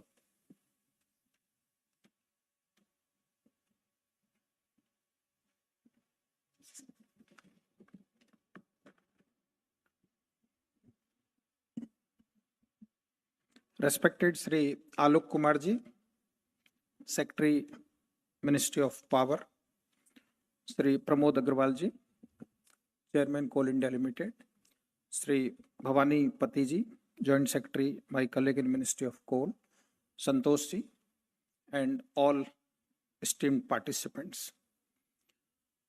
I am grateful that all of you have been able to make time to attend this seminar being organized on the sidelines of third Energy Transition Working Group. This Energy Transition Working Group is having useful, meaningful deliberations under guidance of Sri Alok Kumarji. Under his leadership, all the ministries associated with the energy sector are putting together the efforts to have best output of this working group. As you all know, today we are talking of just transition roadmap, and the phrase just transition came in prominence after its inclusion in climate declaration COP21 held in Paris in 2015. It was emphasized that for keeping global warming within acceptable limit, it is imperative for the countries to accelerate energy transition from existing carbon-intensive energy systems to low-carbon pathways, and must also ensure that such transition becomes just transition, where livelihoods of each impacted person are secured and no one is left behind. However, the transition to a low-carbon economy has far-reaching implications for industries, communities, and workers reliant on fossil fuel. The concept of a just transition recognizes the need to address the social and economic consequences of these changes. It ensures that the burden of transiting away from fossil fuel is not disproportionately borne by vulnerable communities or the workers. One of the key aspects of a just transition is the creation of alternative economic opportunities and decent work. It requires investing in renewable energy, energy efficiency, and other sustainable sectors to generate new employment and support affected communities. By doing so, we can protect workers' livelihood and ensure a smooth and fair transition to a greener future. Energy security refers to the availability, accessibility, and affordability of energy sources. It is a critical consideration for countries worldwide, as access to reliable and sustainable energy enterprise, economic development, social progress. Balancing energy security with climate goals is a complex task. However, a just transition can be a catalyst for achieving both objectives simultaneously. To deal with the challenge of climate change with great courage and ambition, our Honorable Prime Minister at COP26 in Glasgow gave 5 nectar elements, Panchamrit, and Mission Life for Environment. The LIFE is a movement for global community of individuals and institutions to drive life as an international mass movement towards mindful and deliberate utilization instead of mindless and destructive consumption to protect and preserve the environment. The Panchamrit and Life movement are not only helping to achieve climate goals, but also are playing a crucial role in just and inclusive energy transition. Further, by embracing renewable energy sources and enhancing energy efficiency, countries can diversify their energy mix, reducing dependence on fossil fuels and enhancing energy security. Renewable energy technologies have witnessed remarkable advancements, making them increasingly cost competitive and reliable. Investment in renewable energy not only mitigates climate changes, but also reduces vulnerability associated with the fossil fuel dependency, such as price fluctuation and geophysical tensions. However, it is crucial to acknowledge that just transition in energy security cannot be achieved by government alone. Collaboration among government, private sector, civil society, and communities is essential. This collective effort must be guided by a commitment to inclusivity, transparency, and accountability. In this seminar, we have the unique opportunity to bring together diverse perspectives, experiences, and expertise from across sectors and organizations. Though open and constructive dialogues, we can learn from each other's experience, identify the best practices, and explore innovative solutions that will shape the path towards a just and sustainable future. I would once again like to extend my gratitude to all the distinguished speakers and panelists who have gracefully agreed to share their knowledge and insight with us today. Your expertise and experience are invaluable in shaping the discussions and generating meaningful outcome from the seminar. Equally important are contribution of each and every participant present here. Your engagement, active participation, and willingness to collaborate are vital in advancing and understanding the subject.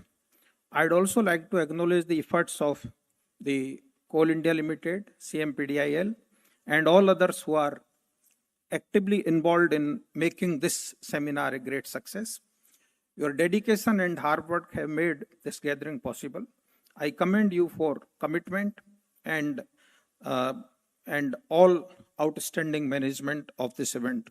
As we move forward, I encourage all of us to approach this seminar with an open mind, a spirit of collaboration, and a shared commitment to finding sustainable solution. Let us engage in fruitful discussion, challenge conventional wisdom, and think creativity about the opportunity and challenges that lie ahead. Together, we can contribute to the development of robust policy framework, innovative technology, and inclusive strategies that promote a just transition for all. Let us seize this moment to build bridges, forge partnerships, and create a brighter future for generations to come. Thank you, and I wish you all a successful and impactful seminar. Thank you.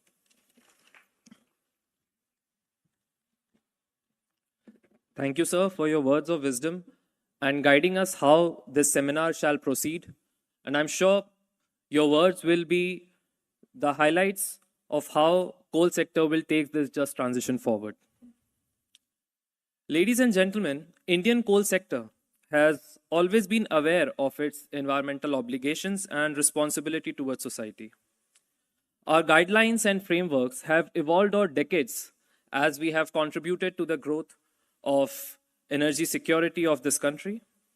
And today, we have the honor of launching and showcasing a collection of such endeavors of Indian coal industry towards best practices of mine closures and improving aesthetics of land for mining projects in the presence of our esteemed dignitaries. I would request all dignitaries on the stage to please launch these books. Sir, we have books on your left. The top two, the first section, sir, is 2 reports. Just the top section, sir. They contain 2 reports. Best global practices for just transition in coal sector, developed in partnership by CMPDI and World Bank, and G20 special edition of MineTech, an in-house magazine of CMPDI highlighting dynamics of coal mining industry. Ladies and gentlemen, these 2 books are being launched here today by such dignitaries.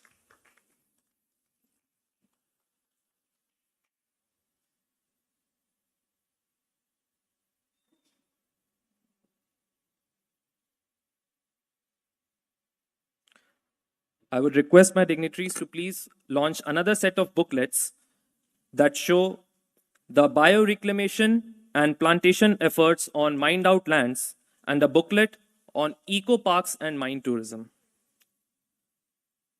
These not only improve the aesthetics of mined out lands, but also provide alternative sustainable opportunities for nearby communities while creating awareness about our mining industry.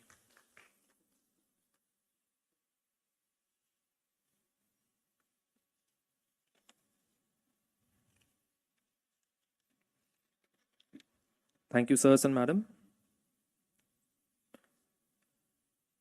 We have always been in step with the environmental compliances and responsibility, and the last decade particularly has seen that exponential growth in the coal sector. But that growth has also come with responsible actions suitable to environment, such as compensatory afforestation, stringent monitoring of air and water, and remedial steps that we have taken. Next up is a short film depicting the sustainable and environment-friendly initiatives in coal sector. Can we please have the film up?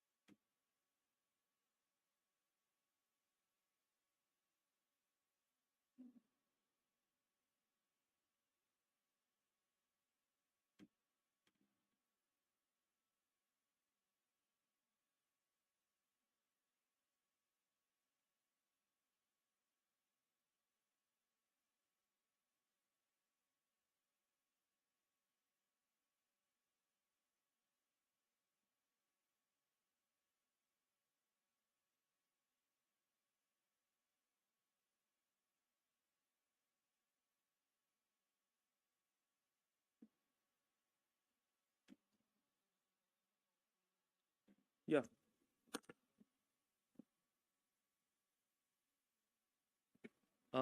Is the technical glitch solved or should we move ahead?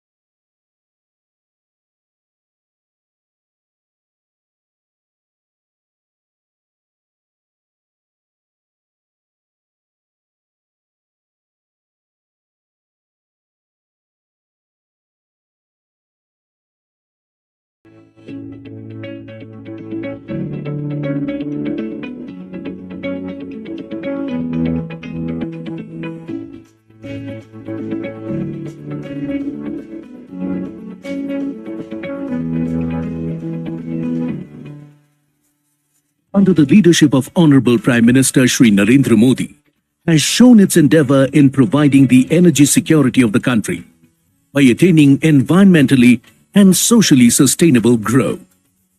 With the mentorship from the Ministry of Coal, Coal India Limited, NLC India Limited, Singareni Collieries Company Limited, other mine operators are working incessantly towards building a green nation. The sensitivity and care towards native environment is portrayed by adopting modern coal mine technology like surface miners, continuous miners, bucket wheel excavator, along with various mitigation measures such as fog cannons, sprinklers, wheel washing system, mobile tankers and road sweeping machines to assist in control of air pollution. Air quality of the mines are monitored by continuous ambient air quality monitoring system. As a part of mine reclamation, in the last 9 years, the coal companies have planted 37.03 million saplings over 16,262 hectares. Further, to boost local tourism, employment generation and promote conservation in mining areas, coal companies also undertake development of eco-park, eco-tourism sites and eco-restoration sites, of eco-park, eco-tourism sites and eco-restoration sites in mining areas. In last 9 years, 25 such sites have been developed in mining areas. First Mile Connectivity Project is another flagship initiative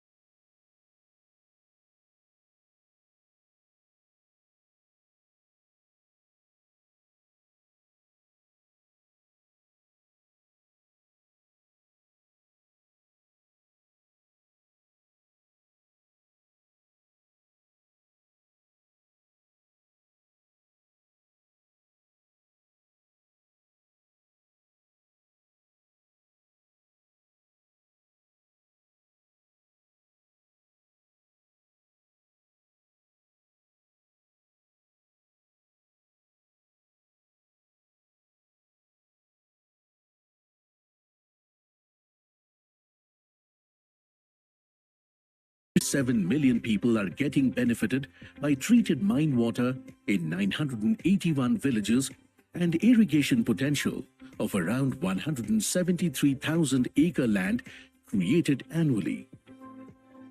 Government of India, Ministry of Coal, towards a brighter future.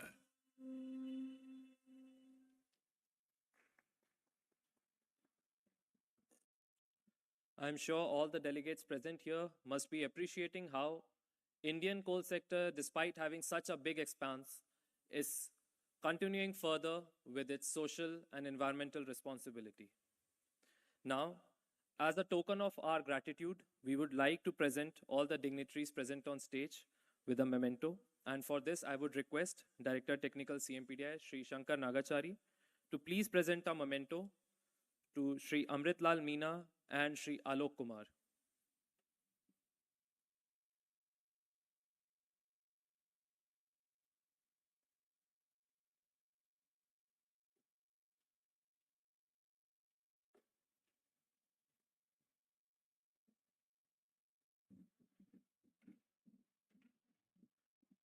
This memento serves as an appreciation for these dignitaries to take out time here and give us their words of wisdom to align us with our goals and how we can proceed ahead.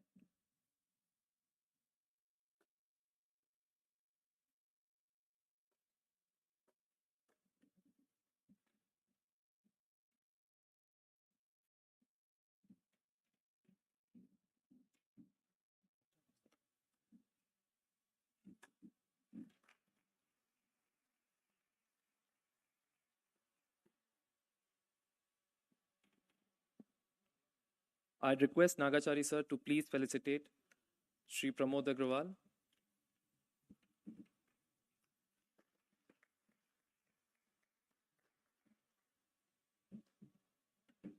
Now I would request ED Environment CIL Shri A.S. Bapat to please present a memento to B.V. Pati sir and Ms. Santosh.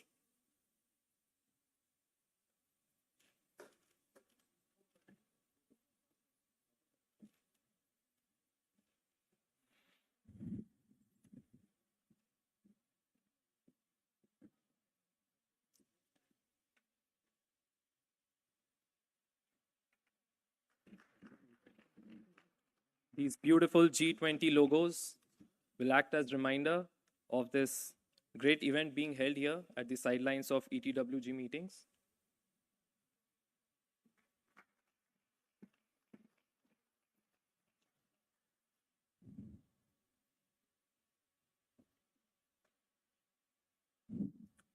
I'm sure that this inaugural session has showcased to our delegates and dignitaries that how coal sector is in sync with the environmental and social realities while fulfilling the aspirations of a growing nation.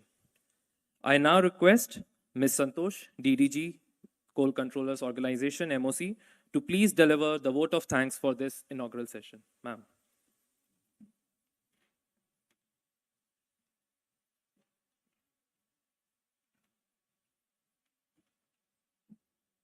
Namaskar, good afternoon.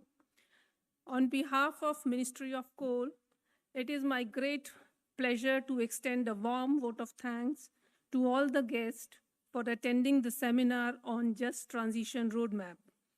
We are honored to have such esteemed guests present, and your valuable contribution and insight will enrich the discussion. I extend my heartfelt thanks to Alok Kumar sir, Secretary Power and ETWG Chair, for his valuable input on just transition. Sir, your expertise and experience has added a new dimension for bringing a paradigm shift in the mindset and establishing a new benchmark for making the world a better and equitable place for all the inhabitants. I extend my sincere gratitude to Shri Amritlal Meena, Secretary, Ministry of Coal, for gracing the occasion with esteemed presence and sharing his valuable perspective on Panchamrit, and in promoting the importance of just transition and sustainable and inclusive development. I would like to thank Pramod Agarwal, CMD CIL, for his valuable insight, particularly with respect to coal mining and in promoting sustainability and equitable development of the sector. I would like to thank my colleague, Shri B.P. Pati, Joint Secretary, Ministry of Coal, for setting the context and gravity of the seminar.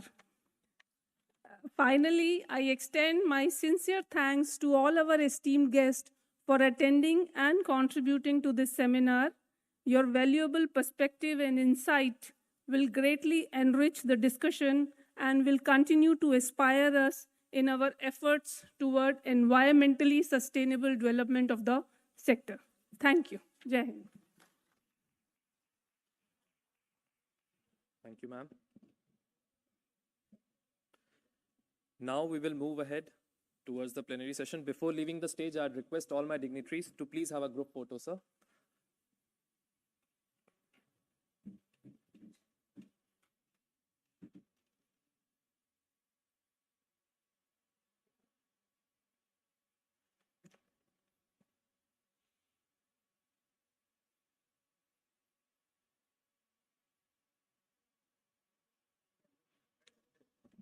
Thank you, sir.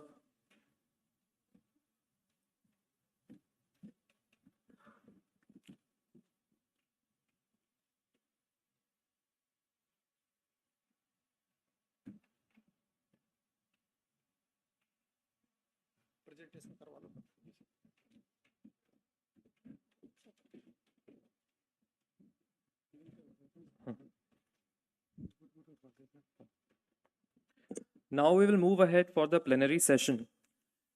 And today we have distinguished personalities and who's who of the coal, power, and from academia that we will all be fortunate to hear from them and how, when they discuss that how India can move ahead for just transition. Meanwhile, the arrangements are being made. I'll just like to tell who are the present panelists for today's panel discussion. We have Shri Michael Stanley, Global Lead Energy and Extractives from World Bank, who is currently based in Singapore and has worked in a resource development for more than 35 years now within the commercial and public sectors across Latin America, Europe, and Central Asia, Africa, South Asia, and East Asia, basically the entire world, I think. Responding to the challenges of climate change, Michael is leading the World Bank's global initiative, Support to Energy Transition in Coal Regions, assisting a diverse group of stakeholders to establish the good governance framework necessary to manage social impacts to workers and communities while ensuring environmental remediation for repurposing of land and assets. He manages this initiative from the World Bank Singapore hub, given a strong focus on South and East Asia. Michael has degrees in geoscience, which is BSc and then MSc, and mineral resource economics, mining. He has his PhD from University of Arizona. Additionally, Michael is a co-editor of the Extractive Industries Sourcebook, both the online and open source platform, and the first edition print version of 2018. We also have from academia in India, Professor Pradeep Swarnakar, who is a distinguished scholar specializing in energy transition and climate change policy. He is a professor of sociology in the Humanities and Social Science Department at the IIT Kanpur, and the founder and coordinator of the Just Transition Research Center. The center is a pioneering initiative that conducts rigorous research to address national and subnational issues and academic and policy needs related to the energy sector, and committed for evidence-based contribution to India's journey towards net zero. Professor Swarnkar has also held positions at several prestigious institutions worldwide, including the University of Technology, Sydney, University of San Francisco, and the University of Helsinki. He has had numerous high-profile research projects, including investigations on climate change policy. We also have amongst us as a panelist, Shri Gurdeep Singh, who is the Chairman and Managing Director of NTPC Limited, India's largest integrated power utility and a global energy major. In an illustrious career spanning more than 3.5 decades, he has held leadership positions with several national and multinational companies like PowerGen, CESC, AES, IDFC, GSECL, and DVC.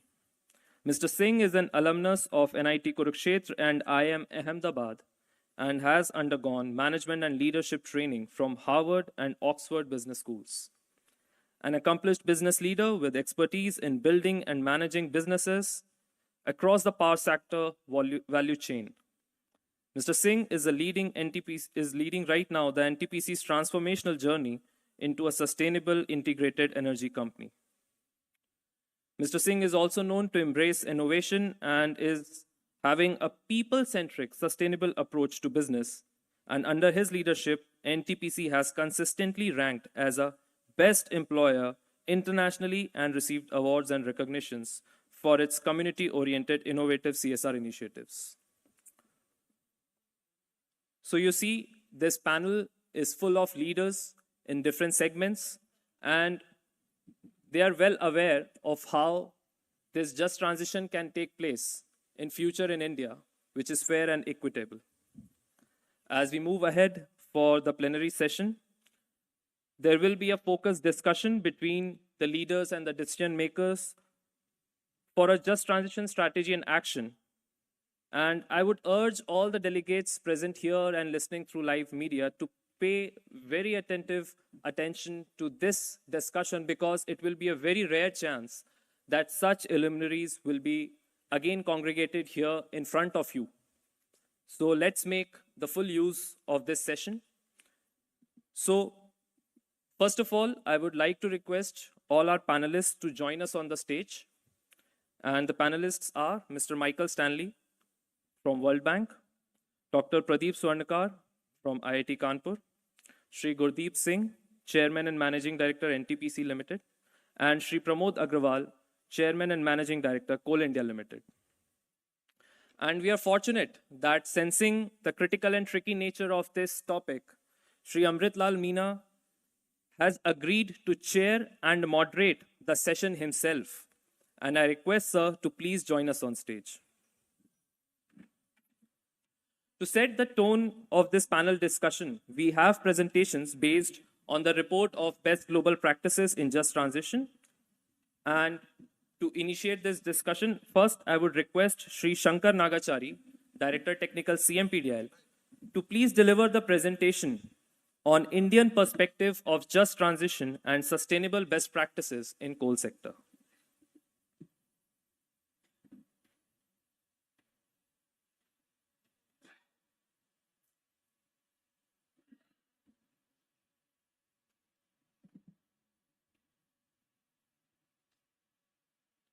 Namaskar.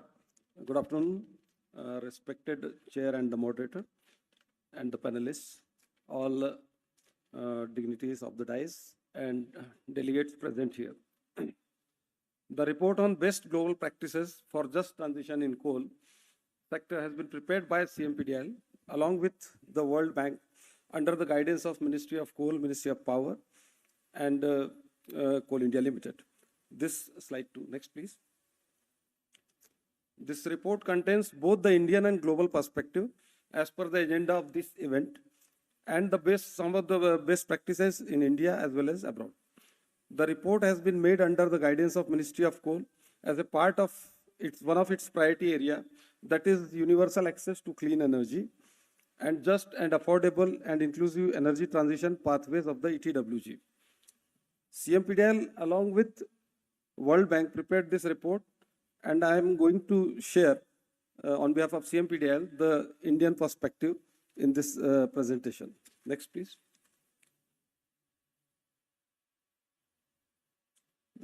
Just transition has been, in ILO's context, just transition means greening the economy in a way that is fair and inclusive as possible to everyone concerned, creating decent work opportunities and leaving no one behind.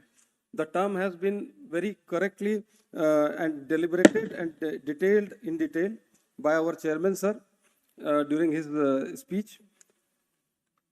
Next, please. The key features of just transition can be summed up as improved environment and physical landscape, and thus protect both biotic and abiotic components. Second, protection of livelihood for all the dependents through training and skill development. Third, sustenance of social institutions such as hospitals, schools, and infrastructures. And next, repurposing of the land such as pisciculture, agriculture, tourism, and other infrastructures for its gainful and economic transformation. Next, please. As deliberated earlier, COP21 in Paris 2015 spoke about a transition to low carbon energy system, and that this transition is a just transition by ensuring that livelihood of such each impacted person is secured and no one is left behind. Coal is here to stay in India as deliberated earlier. However, mines are to close due to exhaustion of the reserves economically and viably. The closure of these mines needs to be handled on just transition principle to ensure that livelihoods of all impacted persons are secured. Next, please. We all heard about our Honorable Prime Minister's visionary and ambitious Panchamrit declared and reinstated again by our Secretary, sir. But as per our balanced approach, on the one hand, there is a thrust on renewable energy, and on the other hand, utilization will continue, coal utilization will continue for our development goals and energy security. We are trying to make this utilization as clean as possible. Next, please.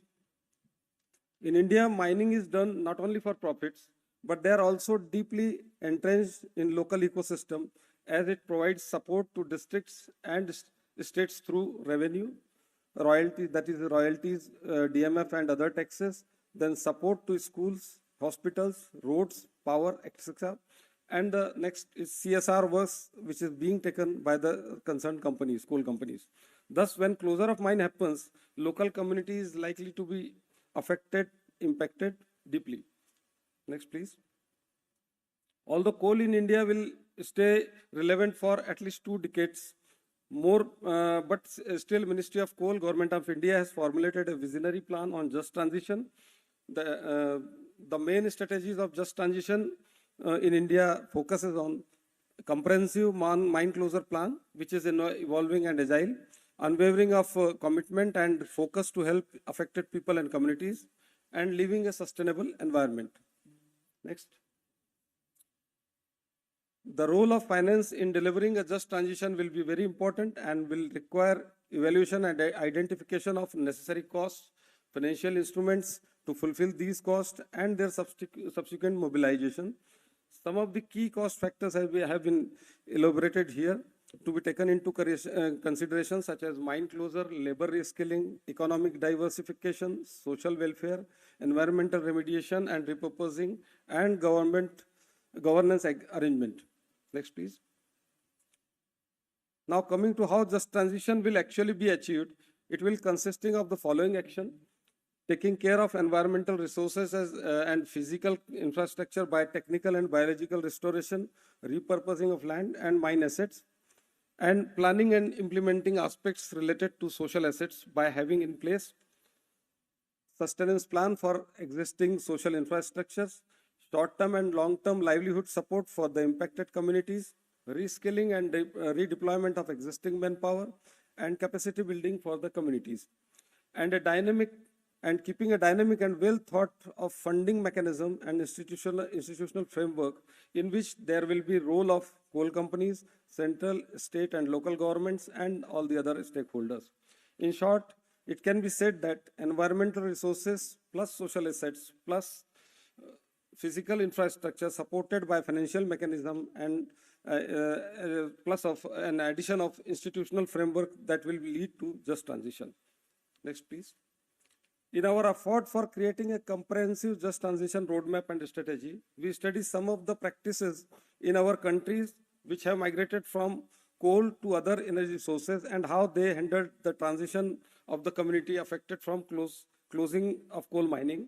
The global experience shared shows that just transition varies considerably from region to region and that there is no formal framework. Informed decisions can come from understanding broader linkages of coal with the local economy and stakeholders. Consultations are vital. Next, please. The takeaway from our study is that the countries having coal as a major source of energy need to prepare a formal framework taking energy security into consideration, mainly along with the environmental and social concerns. There needs to be a collaborative approach between G20 countries for knowledge sharing of successful practices through relative experiences, and also developed countries support the just transition process in coal-dependent countries with requisite financial and technological assistance to adopt low-carbon economic activities. Next, please.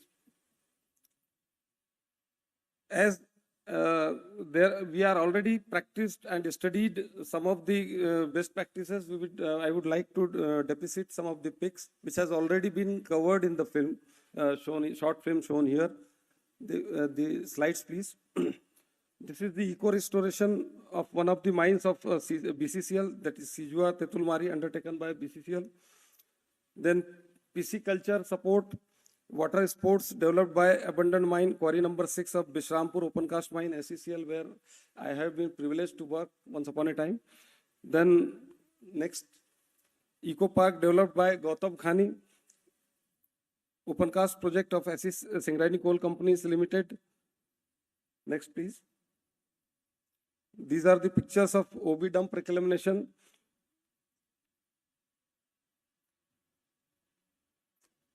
Next. Again, the water parks and eco parks. Next, please.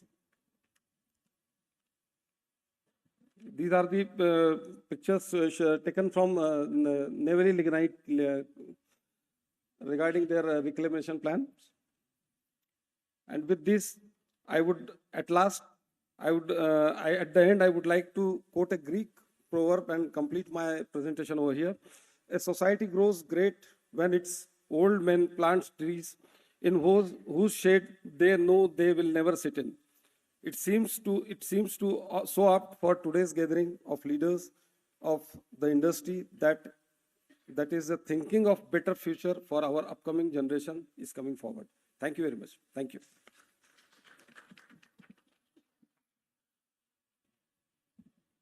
Thank you, sir, for sharing how India plans to move ahead for a just transition when it closes its mine in foreseeable future.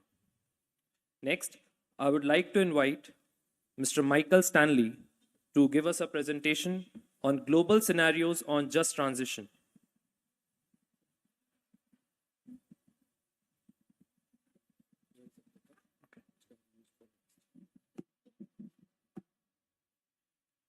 Thank you so much. So, esteemed colleagues on this panel, and certainly esteemed members of this audience, I thank you for the opportunity to speak today on the global scenario for just transition.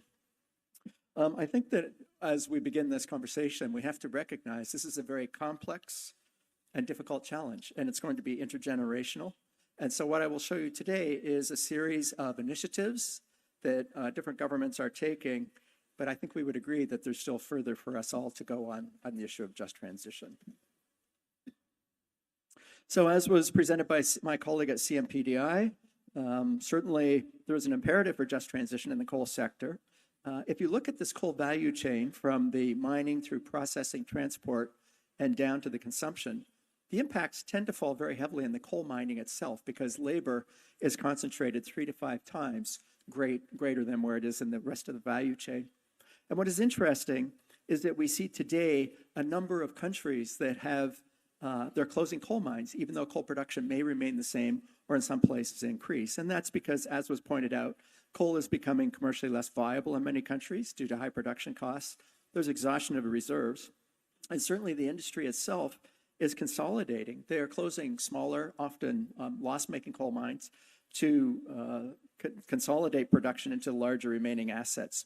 And so even in countries where coal production has unchanged, there's need for just transition support today because impacts are falling very heavily on people and communities. If we went back 5 to 10 years ago and looked at a program, a just transition support, you would see that we gave very, rightfully so, very heavy concentration of support to workers within the coal enterprises themselves, and that's represented by the green circle that you see here. Increasingly, it was a global lesson learned that there are many workers that are indirectly impacted by the closure of these assets, and therefore there was need to look at small to medium enterprises and other enterprises across that entire value chain, and that's represented by the blue circle on the left. And of course, these operations have for many decades supported social infrastructure. They have provided economic stimulus to local communities, and therefore we had to again expand our thinking and our support to pick up all of the community-based issues. And this is so very important that we provide support to workers, direct and indirect, and that we give equal balance and attention now to these broad communities that are in need of just support, just transition support. In 2021, the World Bank did a study to show that 2/3 of all coal-producing countries had already had significant loss of jobs within the sector, and it was distributed on the direct, the indirect, and the induced. And therefore, collective actions were needed across a very large diversity of different stakeholders. There actually are a great many opportunities today for us to begin just transition support. Coal regions have within them extensive land and infrastructure. It may have closed. They may be operations that closed 3 to 5 years ago or will be closing in the next couple of years. But they represent a significant opportunity for repurposing.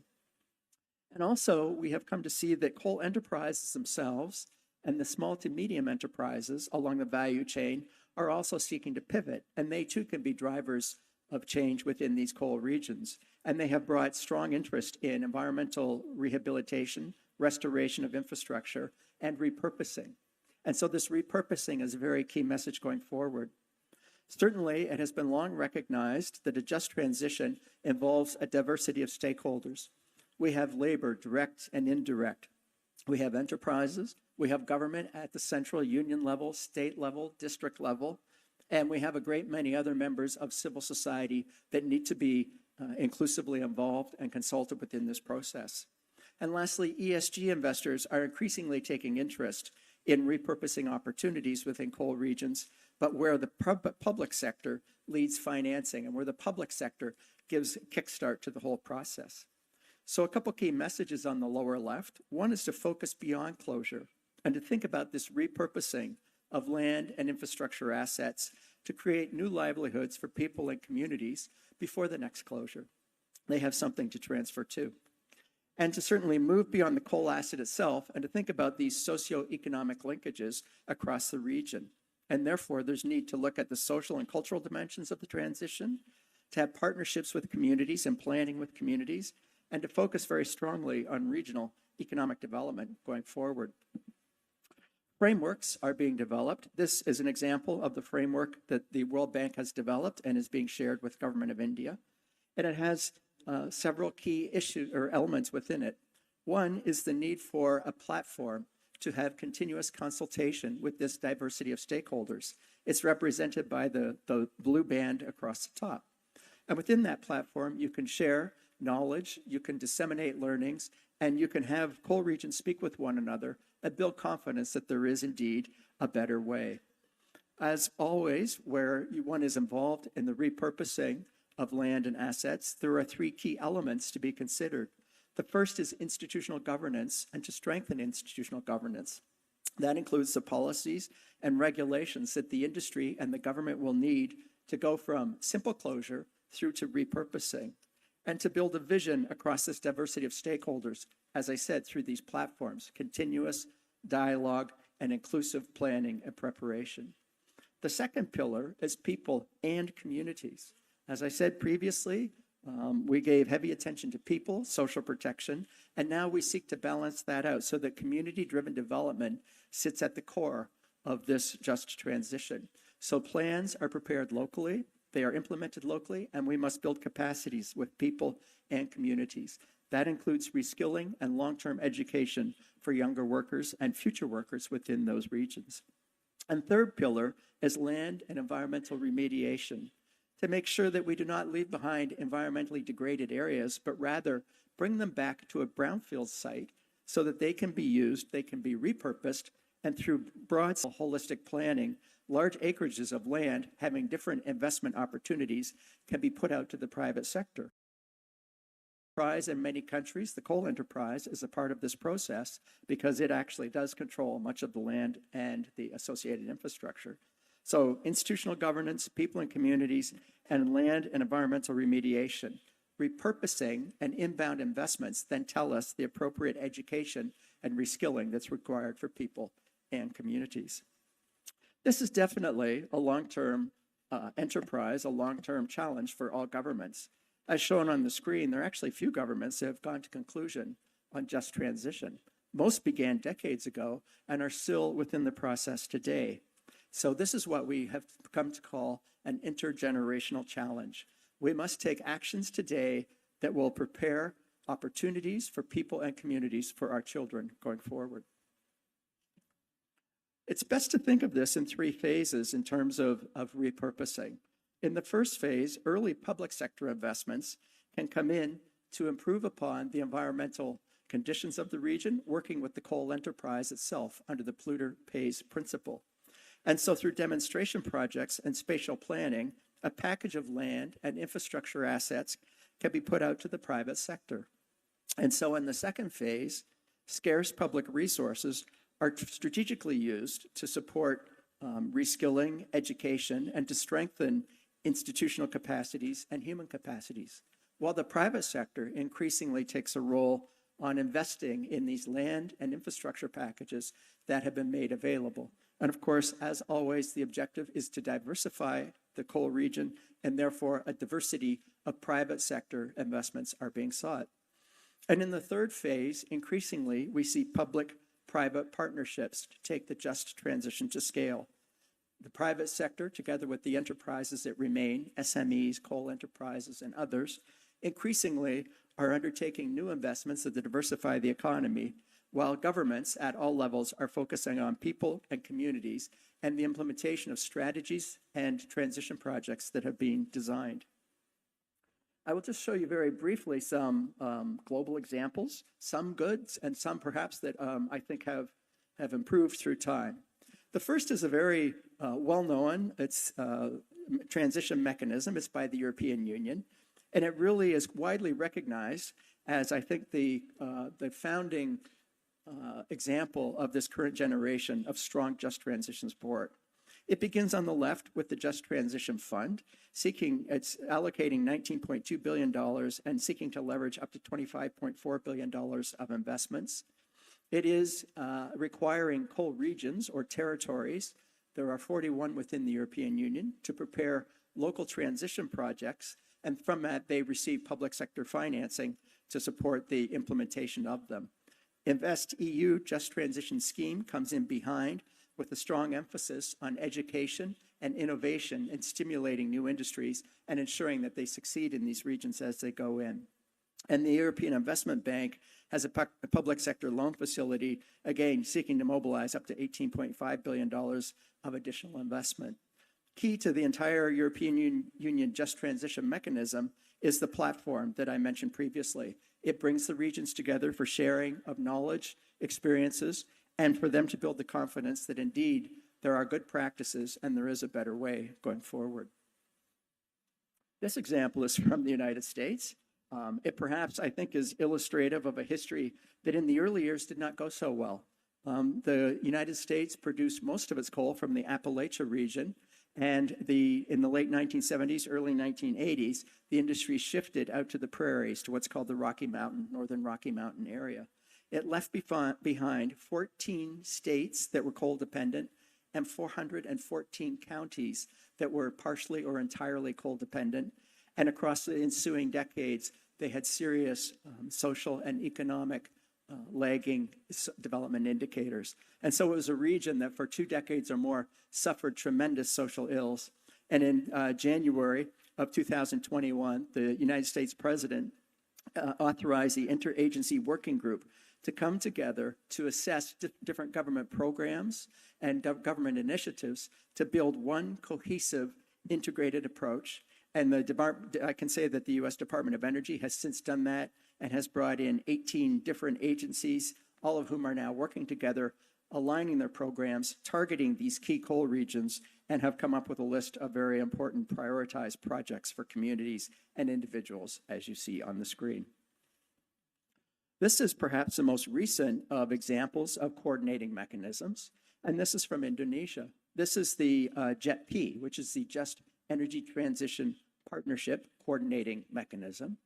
And what you see on the left is a series of policy and project interventions government of Indonesia wishes to implement as part of its just energy transition. So on the left, we have all of these objectives around the retirement of coal, the renewable energy, grid transmission, just transition support, decarbonization, et cetera, et cetera. In the middle are all of the various government agencies who are coordinated through a secretariat, and they have put together 5 working groups: technical, policy, financing, just transition, and electrification and energy efficiency. And on the right side, you have all of the development partners who have analytics that they can contribute to the JETP and certainly finance. And so the JETP Secretariat takes the objectives of the government on the left, it works through these technical working groups, as you see, and it mobilizes and brings in financing opportunities on the right. So it is, in fact, a very complete package of proposed support that government of Indonesia is preparing. These are 2 photographs. We quite like the one on the left. If you have traveled recently and flown through Istanbul, it is the world's largest airport. And next time, I ask you to look out the window as you're landing, because you will notice it is, in fact, a repurposed coal mine. And as you come down from the sky, you'll see that there are still areas that have yet to be repurposed, but that world's biggest airport is sitting in a public-private partnership, the transformation of a coal mine into a very large piece of infrastructure. And then we are very appreciative, Ministry of Coal supplied on the right. This is an example of an open cast mine quarry in Chhattisgarh, and it's the Bishrampur. It's a very lovely example of bringing in floating solar renewable energy, which is a very popular repurposing activity going forward. To summarize, certainly from the global experience, there is a need for greater planning and preparation, new livelihood alternatives, and alternatives for people to transition to as the energy transition goes forward, and that's so important. And secondly, that will mobilize early financing from the private sector and build confidence within the private sector that these are indeed opportunities. And then lastly, mechanisms increasingly are being used. Interagency mechanisms, you saw the JETP, the United States, and the European Union. They all have gone to coordinating their agencies so that they give a very holistic and integrated solution. And within that, they are almost universally adopting frameworks, as I showed you. Focus on institutional governance, people and communities, environmental remediation that leads to repurposing. And lastly, as always, begin with a set of measurable indicators so that we can track and report and assess the performance of the just transition going forward. I thank you so much.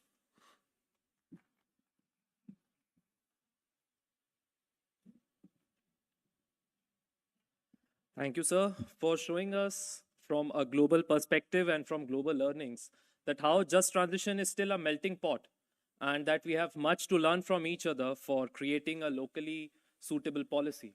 I'm sure you must be knowing that our Honorable PM has given such a visionary slogan. Transition, we will have to be vocal with our locals to create a locally suitable plan. With this, ladies and gentlemen, now is the time for panel discussions, which will be followed by a live audience interaction for some time. And I now request our chair and moderator of the session, Shri Amritlal Meena, to please take the lead. Sir. Thank you very much. I would like to compliment the presenters, Mr. Nagachari and Mr. Stanley, for outstanding presentations on both the subjects. Mr. Nagachari gave overview of just transition framework being adopted in our context. The roadmap draft has been shared. Sri Stanley has shared global experience of European Union, United States, Indonesia, and a way forward has been suggested. Be in India have so far been for our energy security requirement, focusing on coal production to meet the requirement. But now many of our coal mines, the reserves are getting exhausted.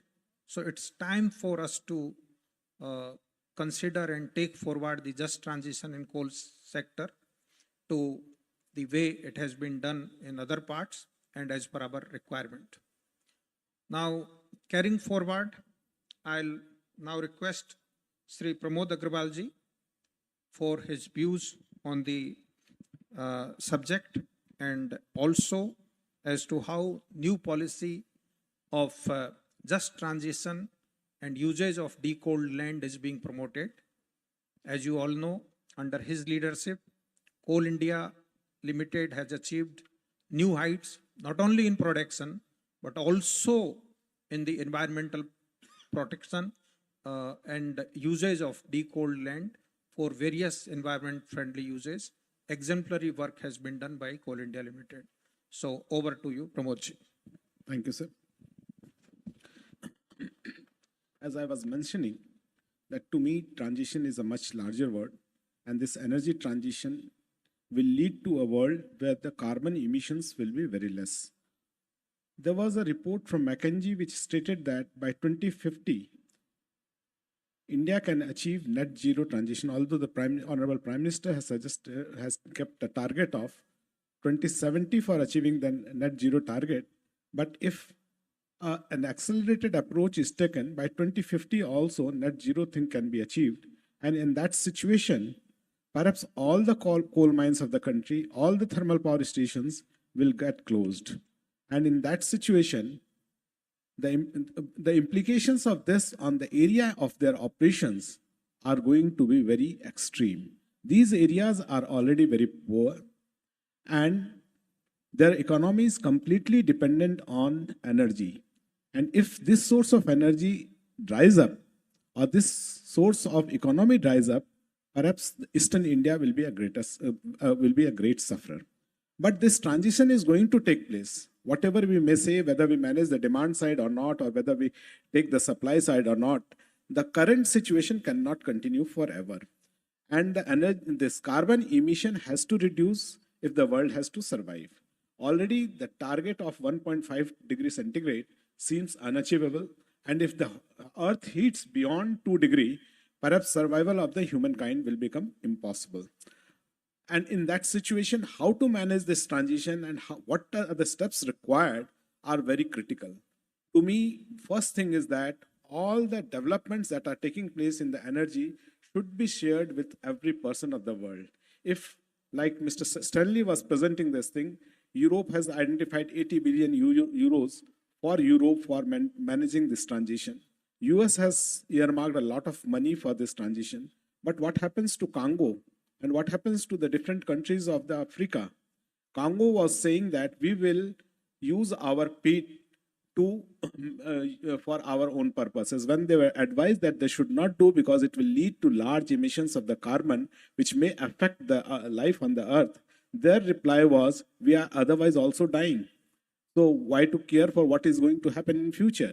So every resource, every development has to be shared with everyone in the world, and only then this transition will be possible.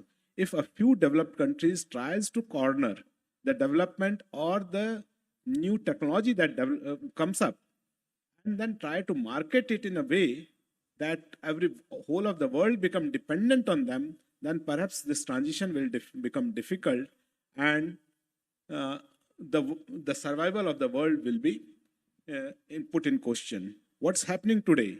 There are many motors which have been developed, rare earth motors, where efficiency levels are very high. The electrification process that is going in the world, where the efficiency level increases tremendously, that technology, etc., are not shared with everyone in the world, or they put a lot of premium on that so that it becomes inaccessible. If this attitude continues, then people who are cornering the resources today cannot blame the people who are deprived of it, that you are contributing to the heating of the earth, and they cannot be blamed for the transition not taking place. So to my understanding, these things are very important. And coming to the local content, and second thing which I wanted to say, that this transition this time is not going to be a slow process. Whenever it happens, it will be very fast and quick. We have seen that all our norms, all our standards which we have followed for any transition, for any change that is taking place in the world, have been broken, and that these changes have happened very fast. And in this case also, the change will happen very fast. To my understanding, in the next 4 or 5 years only, we will see that the electrical cars have come in a big way in the country or all over the world. Whether we like it or not, perhaps petroleum industry will get severely affected because of the development in electrical cars. Because the efficiency level in the electrical cars are very high and the economy is already there to see. But coming to the transition aspect in Coal India, we know that there are certain changes which are required to be made so that whatever land is there, as Mr. Stanley was saying, that there is a lot of land which is unutilized or which will be left unutilized. There are a lot of resources or infrastructure which are unutilized or which will be left unutilized. And how to use those resources so that they can be fruitfully used for the development of the area, that area is very critical. And we will have to start right now. Coal India on its part can do the physical closure of the mines, and we are working aggressively on that. Perhaps the results will be visible very soon. And in that, the physical closure of the mine is perhaps the easiest step in the whole transition process. The more difficult process is how to take care of the society which are resident in that area and who are living in that area, and how to take care of their livelihood. That will be a challenge, and that challenge can be faced only if all the stakeholders work together. State government, central government, local government, and the coal producing companies. If money will not be the problem will be to have a right policies and right institutions in place. Coal India is partnering with World Bank to develop these institutions and these organizations so that these transitions can be made smooth. But there is a need that these all governments work together and develop a framework which will be helpful in utilizing the land. Land is a precious resource, and utilizing the land, the water, and the infrastructure which will be lying unutilized, so that the impact of these transitions can be mitigated on the local community. And I don't know what is the right policy, what is the right mechanism to achieve this. But if we work together, definitely that mechanism can be found. And this is very critical for this part of the country, which is already very poor. Otherwise, it will result in social strife. It will result in a lot of problem for the country. Thanks a lot. Thank you, Pramod. Now, I'll invite Mr. Gurdeep Singh ji, CMD NTPC.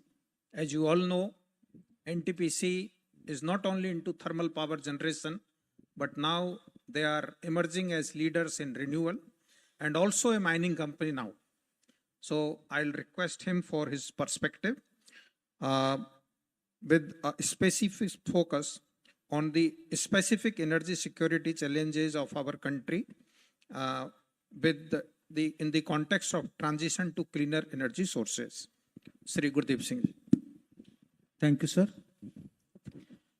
I think we have heard this from the experts in the last more than an hour or so, and I would only like to supplement rather than bringing out some of the new aspects. But I think it's quite clear that we are one of the economy which is growing and growing at a very fast pace, and that is required. So our energy requirement is going increasing. Secretary Power just mentioned in the last session that we had registered double-digit growth in case of the power consumption. And so there was a lot of constraint on different sources of the energy, and particularly on the coal supply, because then there was the only source which was able to really supplement or to meet the requirement of the grid was the coal-based capacity, and the coal production had to be increased, rather it has to be supplemented, and then we are going. So when we are talking about the power generation, Mostly in India, we are dependent still on the coal-based power generation, which is approximately 70%, which was again Jayana mentioned in the previous session. So what are the ways how we can really bring down this percentage, and how soon or how sustainable we can really make it? I think that's going to be the question. Secretary sir just introduced me that yes, we are going very aggressive in case of renewable.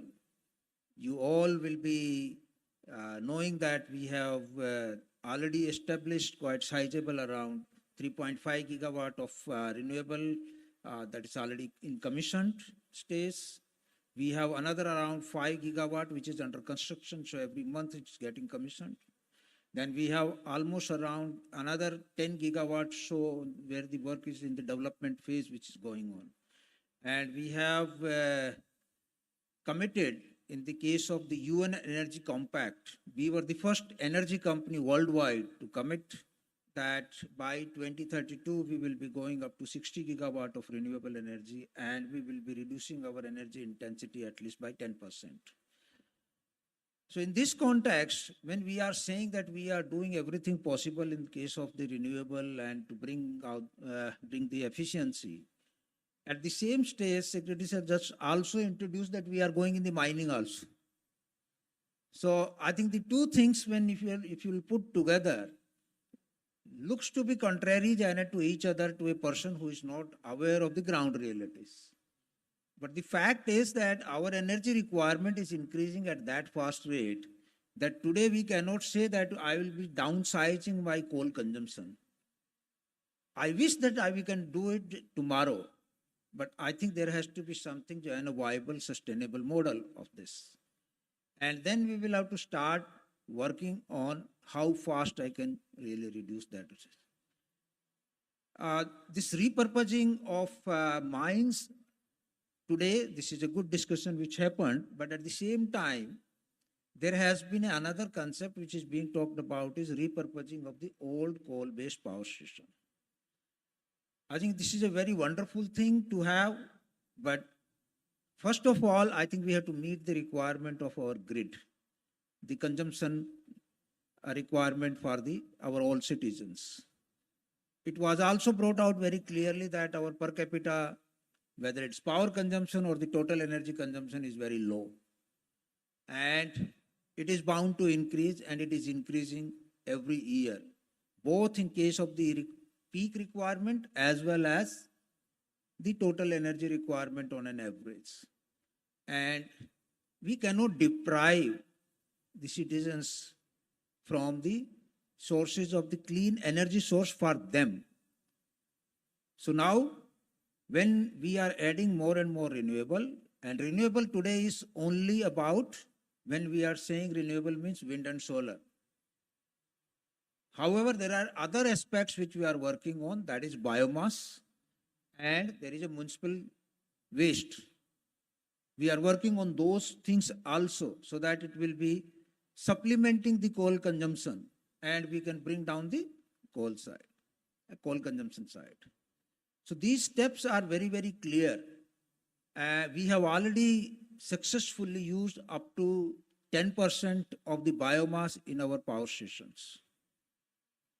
And similarly, what we are doing experiment in one of the municipal corporation, which is Banaras, that 600 ton of the municipal waste, which is being converted into called green coal, and that will be blended with our coal in the power stations.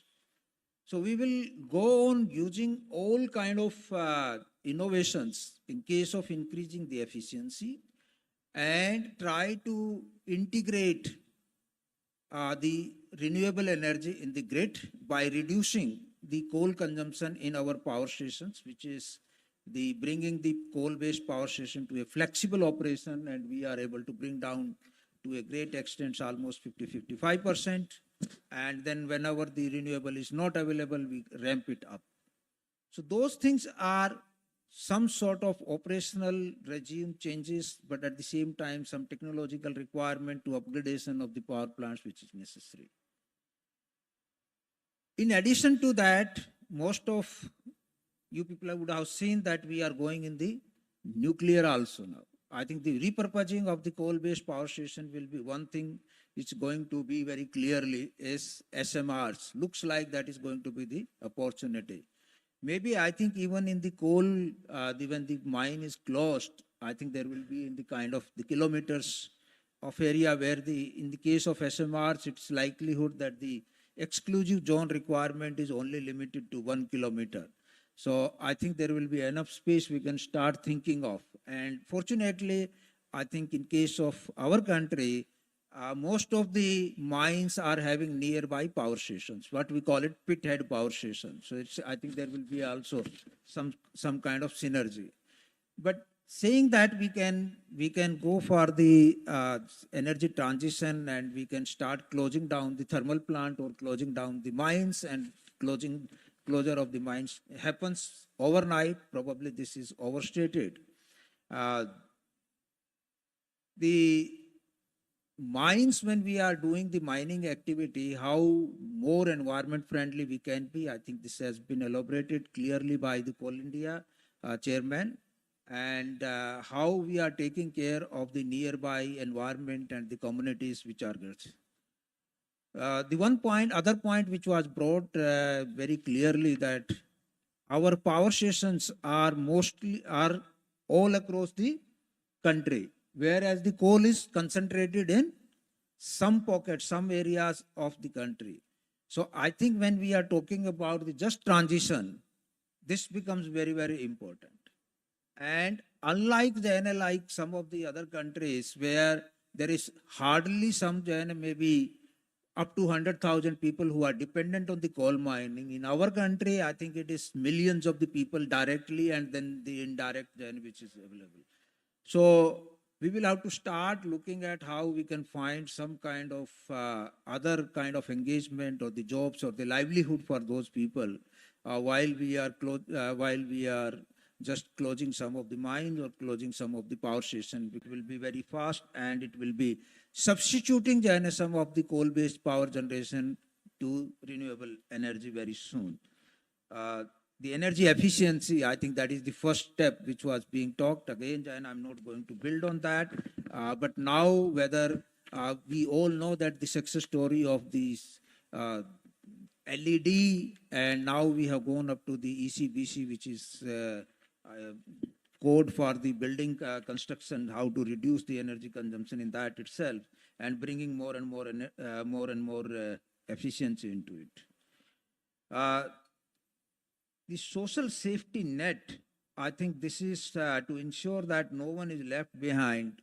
We must create and strengthen some kind of this social security net, how we are able to take care of that workers. I think this is very, very important. And the main directly the workers who are engaged directly or indirectly through the direct long-term employment or the contractual, I think they are the people who have to be just, I think, thought of. Although we are clear that it's going to take a decade or 2 decades, but we have to plan starting January, not even today, I think from yesterday itself. Financing, I think this is one thing which has been the point of discussion starting from 2015 onwards. Whatever was the commitment of $100 billion, but I don't think that has really seen some kind of good progress. I think Mr. Stanley just explained one of the case study here, but I think those mainly are coming as a kind of loan.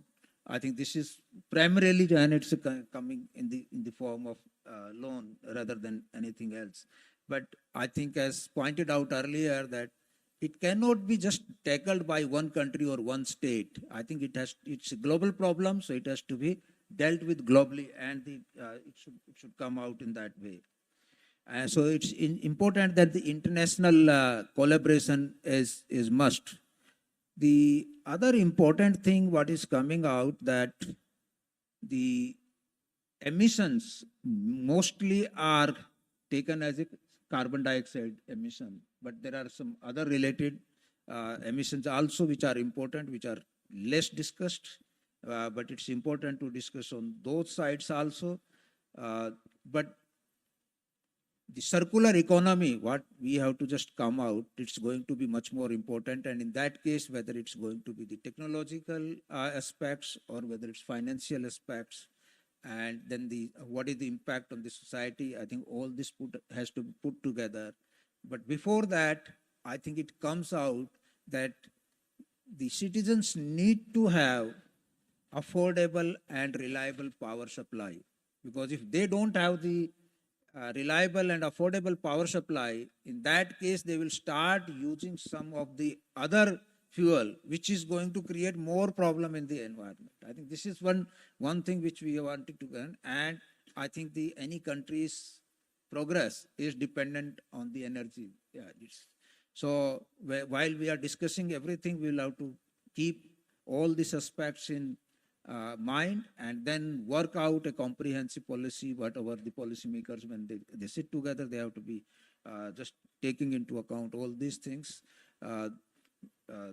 So with that, I think I would conclude my this initial remarks, sir. But we can assure you that, like what you said about the largest coal producer, CIL, we also are going to work in a more environment-friendly and responsive way, whether it's going to be the first mile connectivity, whether it's mining itself, whether it's a transportation and the usage.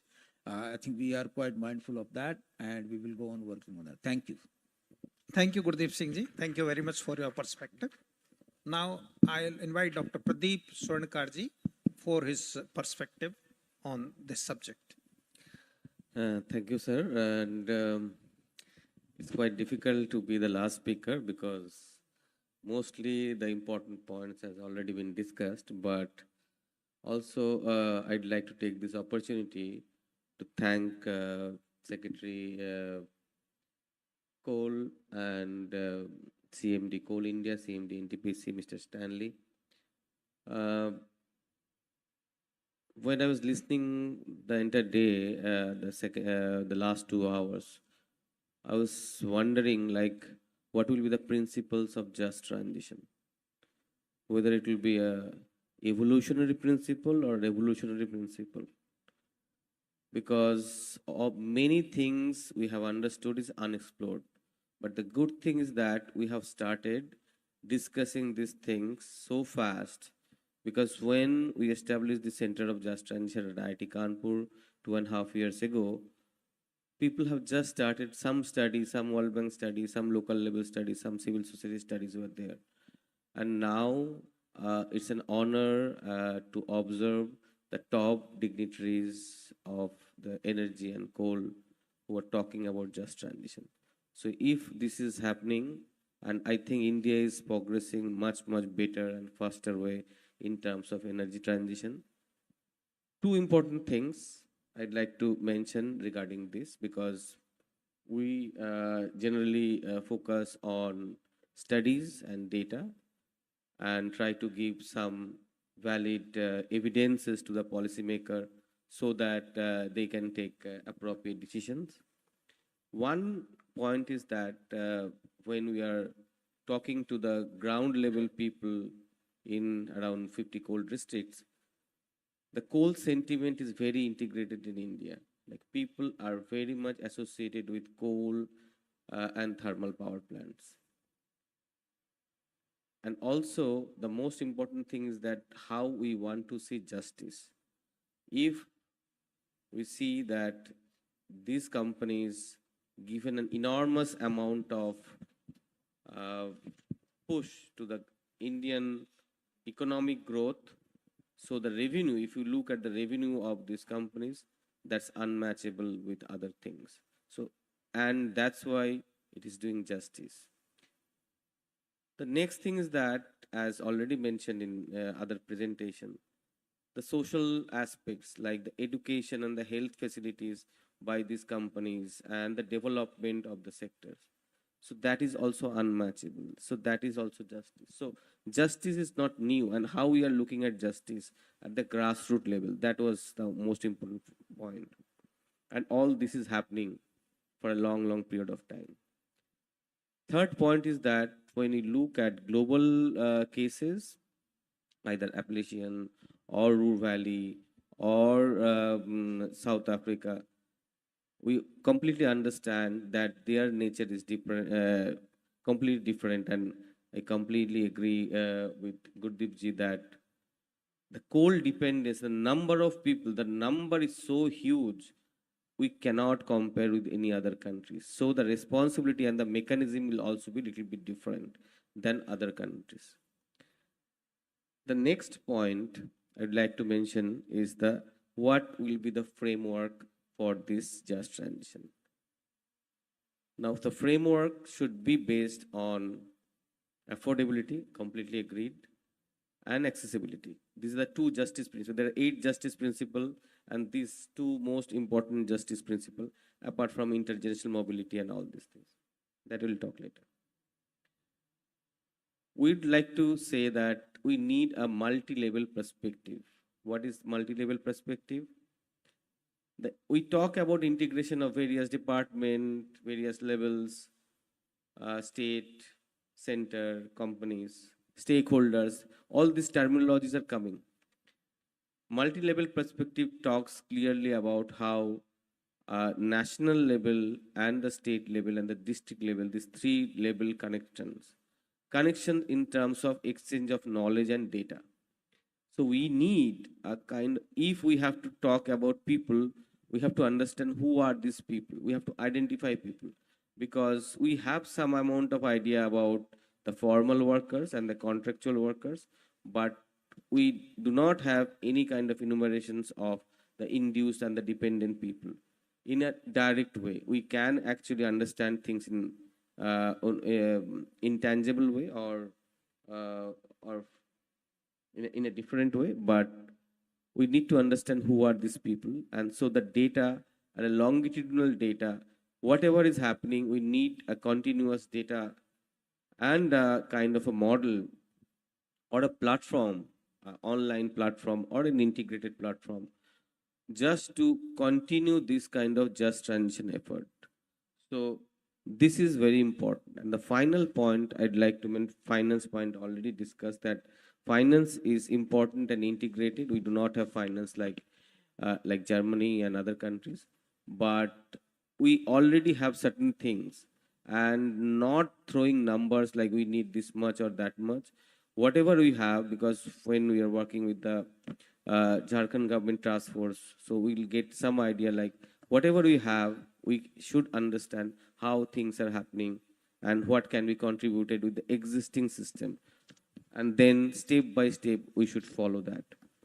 The final point I'd like to make is that as we are working on the just transition, the role of youth, because from earlier session to this session, this is not like a year or 2 or something. It's, if it is a 15 to 20 years, the people who will be in the workforce is actually right now, they are studying, they're in school or something like that.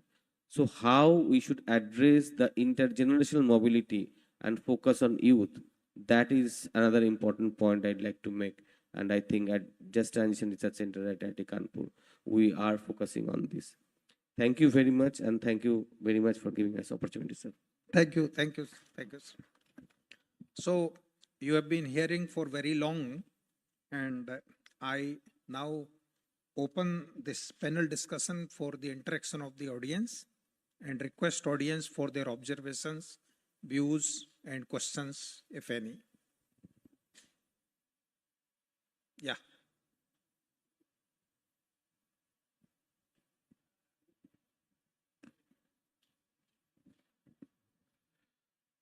Thank you, sir. Respected dignitaries on the dais and off the dais.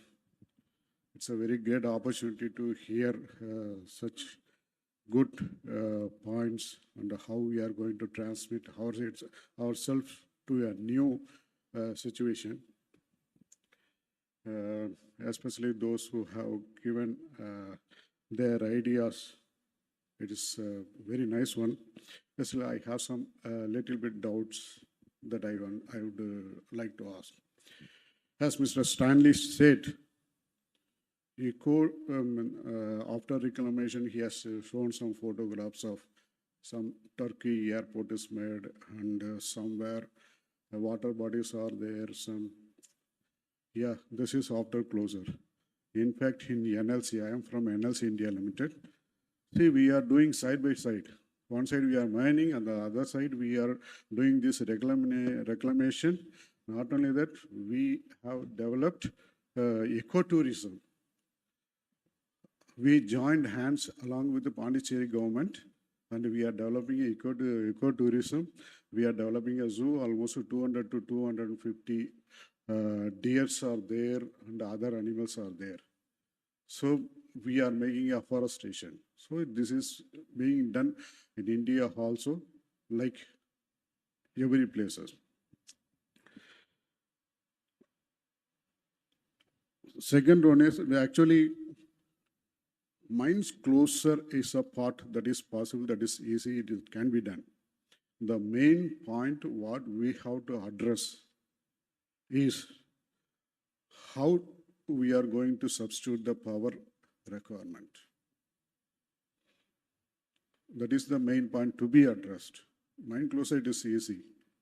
And even Mr. Swarnakar also told it is very difficult to getting finance. Getting finance is not a difficult, basically I'm a finance person only. So for getting a finance is not a difficult thing. But the only thing is how we are going to utilize it in an effective manner. It should bring some fruitful benefits. In fact, the way the population is increasing in India, after 20, 30 years, it will be difficult to get lands where coal or lignates are available. For at present, we are facing the same problem. See, wherever lignite belt is there, it is totally thickly populated area. So certainly this position will come everywhere. So we have to move, get ready ourselves. Can you come to your focused question, please? Yes. You are doing excellent work in NLC. Yes, sir. That at least we are aware of. But can you come to the focused question, please? Yes, sir. My question was only, sir, the main question, Mr. Stanley, was how we are going to proceed to substitute the power requirement and rehabilitate the manpower involved. Of course, this has been discussed also. And the second one is, sir, respected CMD sir has told, CMD NTPC sir, they are involved in biomass also to reduce the carbon. Will it reduce the carbon, sir? That biomass also will increase the carbon only. And nuclear also, even if you shift to nuclear, then also to have some side effects. After burning it, that final output will take some many years, something like that, isn't it, sir? All right, thank you. Yeah. So, Okay. Mr. Stanley, would you like to respond? Thank you.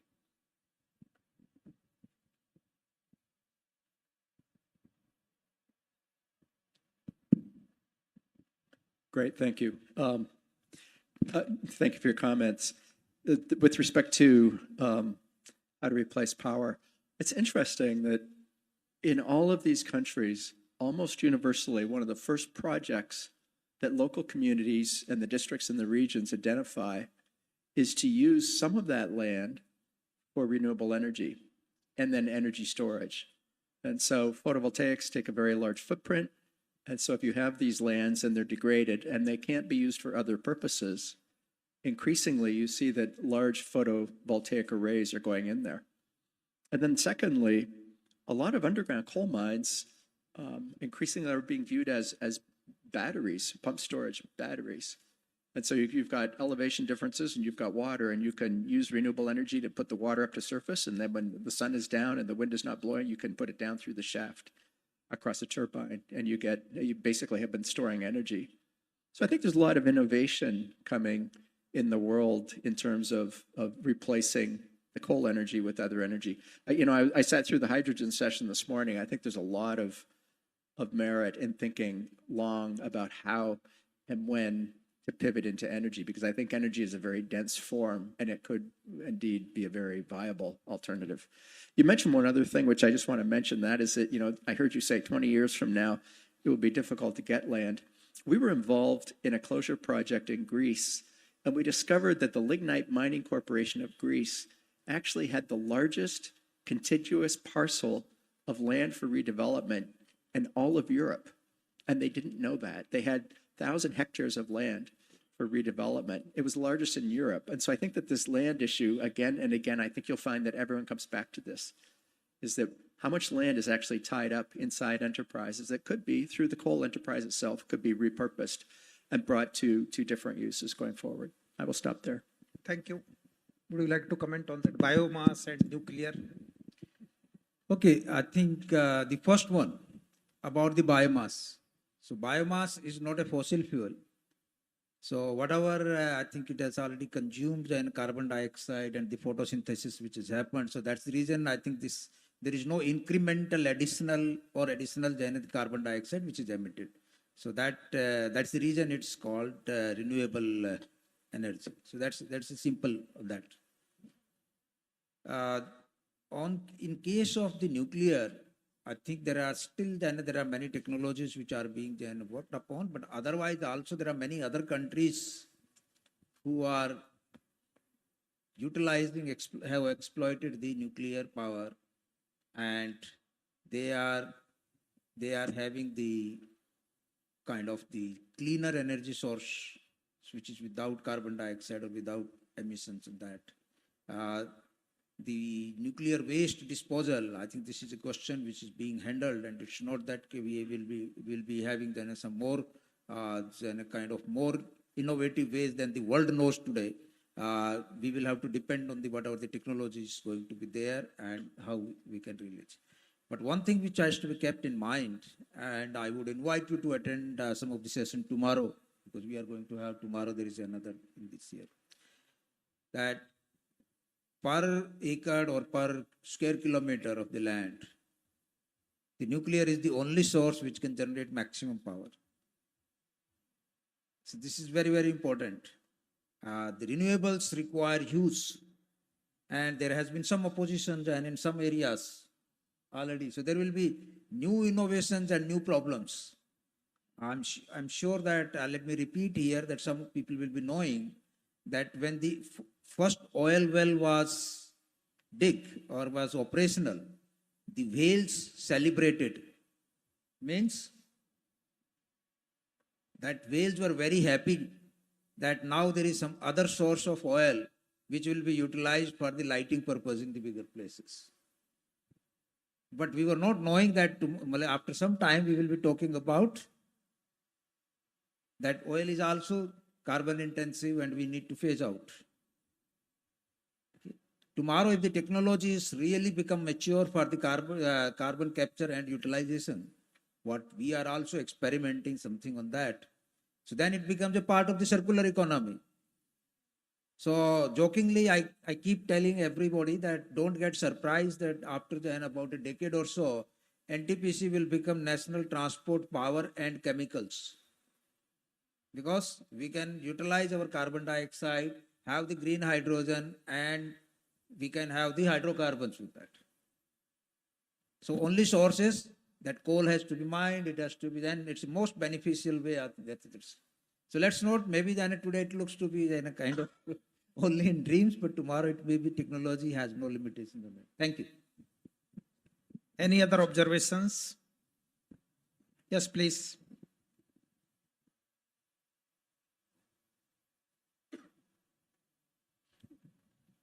So I'm from Government of Maharashtra, from Ministry of Environment. Right now, sir, Maharashtra is generating nearly 30,000 megawatt per day consumption, out of which maybe 27,000 coal-based and maybe 3,000 wind. And we are getting coal around 40% of the ash content, which was analyzed.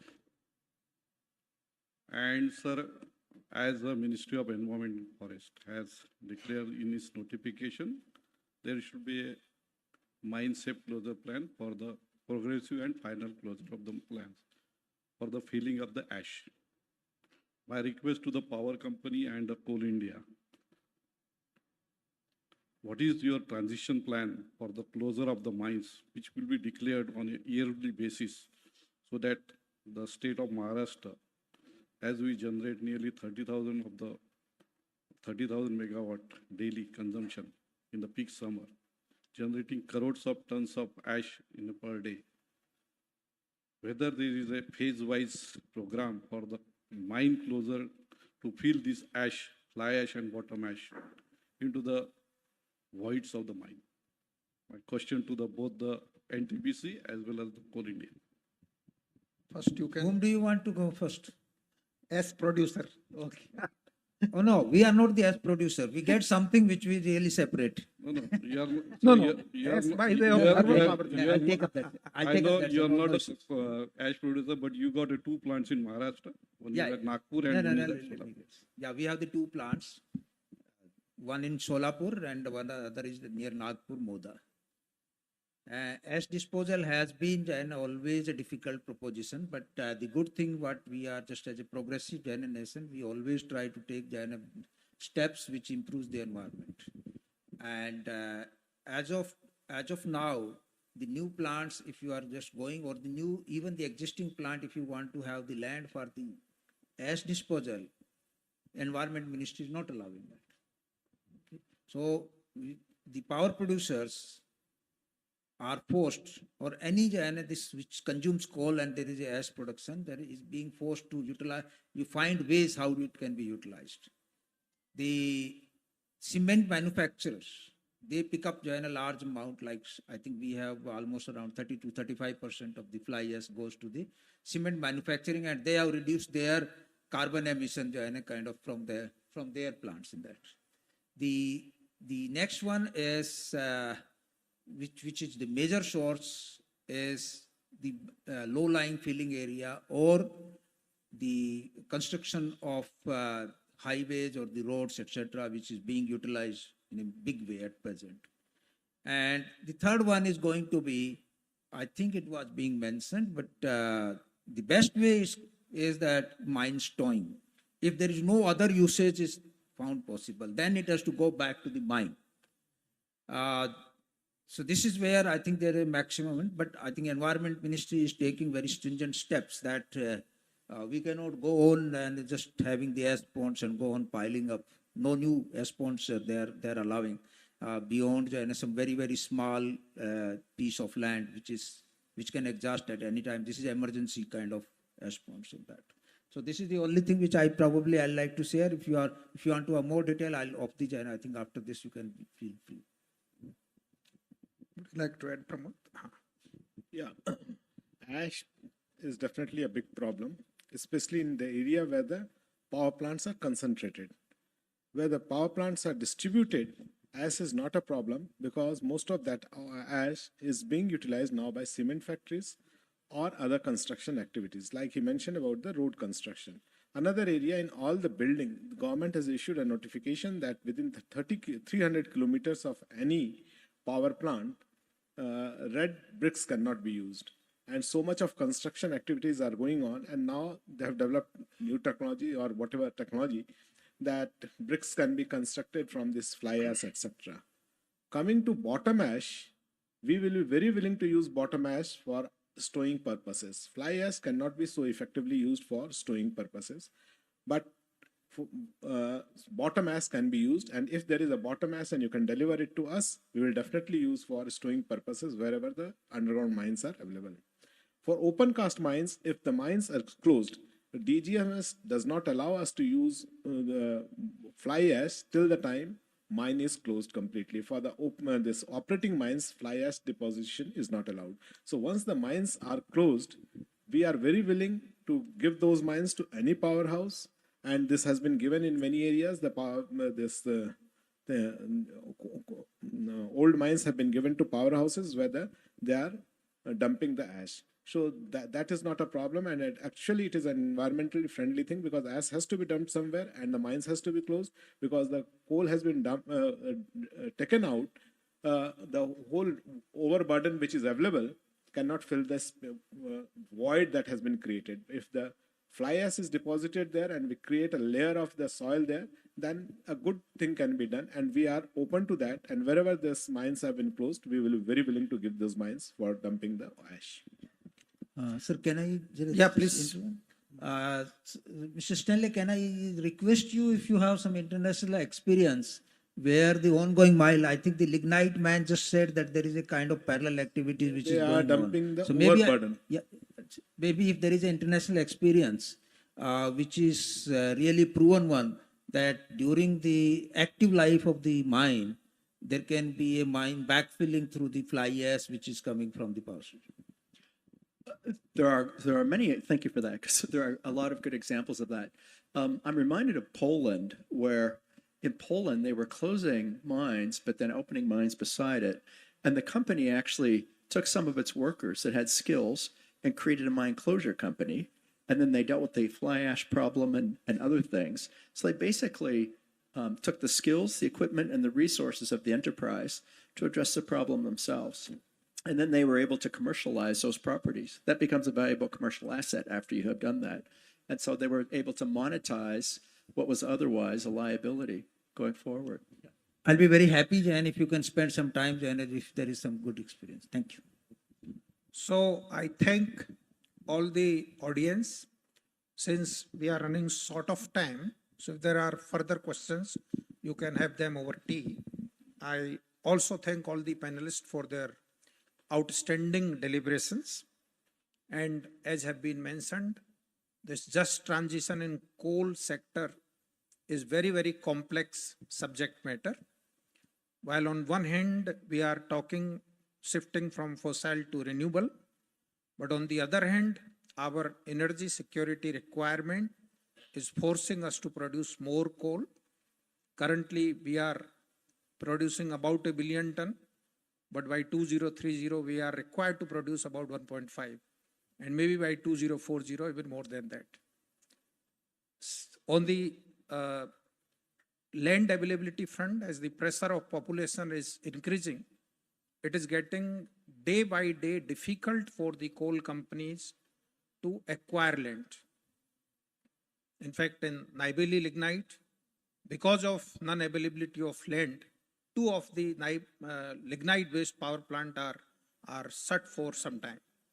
So these are the challenges in which we are working. On the other side, if you look at from the revenue perspective, very significant revenue of the coal producing states is coming from the coal mining operations.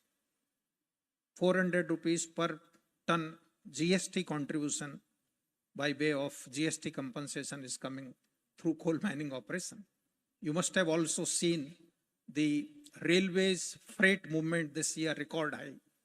It's almost half of it is because of the coal. So while various segments of our economy are dependent on coal economy, the employment opportunities are enormous. There are direct about 3 lakh employees of different coal companies. More than 50 lakh population is indirectly dependent on the coal sector. So it's a very complex subject. I'm happy that all of you have contributed and will continue to work on it. And as a result of the deliberations, I'm sure we'll come out with a good just transition roadmap. Thank you very much. Thank you, sirs, for this amazing session. I think everybody must have gathered deep, insightful perspective about just transition, where champions of the industry talked about how they are aware of the challenges and they are keeping a vigilant eye on innovative technologies that can be deployed in future. How academia told us that we have to be very much mindful of the magnitude of the problems, or how stakeholder consultations will be very important. How our guest from World Bank, Mr. Stanley, told us about the global learnings and perspectives that can be utilized here also. And in the end, the top policymaker concluded the seminar and the crux of the session, saying how we have to be agile about the framework that we develop and the roadmap that we go ahead for just transition. So all in all, a great plenary session we had here. And as a token of our gratitude for the gentlemen taking out time and sharing their wisdom with us, I would request ED Environment CIL, Shri A.S. Bapat, to please present a memento from our side. Sir.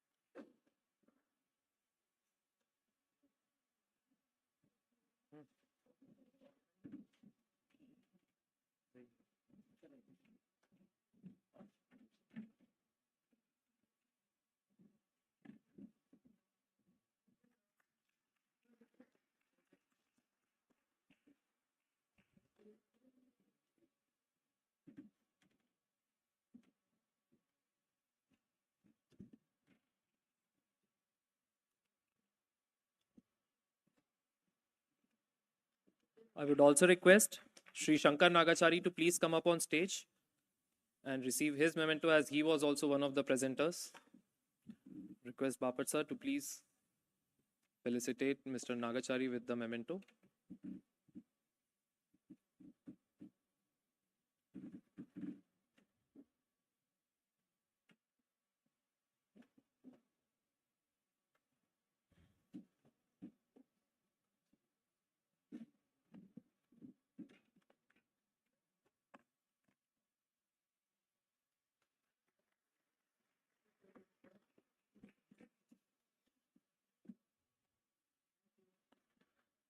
Thank you, sir. And I could request gentlemen for a group photo here.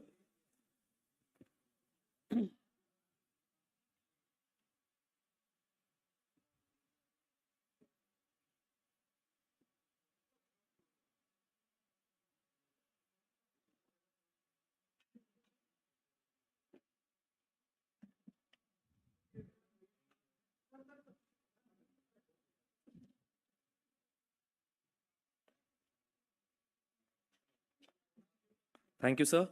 And at the end of this session, I would request Sri Shankar Nagachari, Director Technical CMPDI, to please deliver vote of thanks.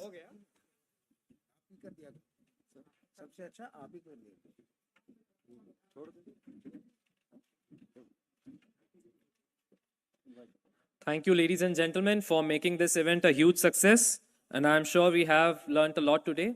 And this session will be followed by high tea, which is just outside this hall. Thank you.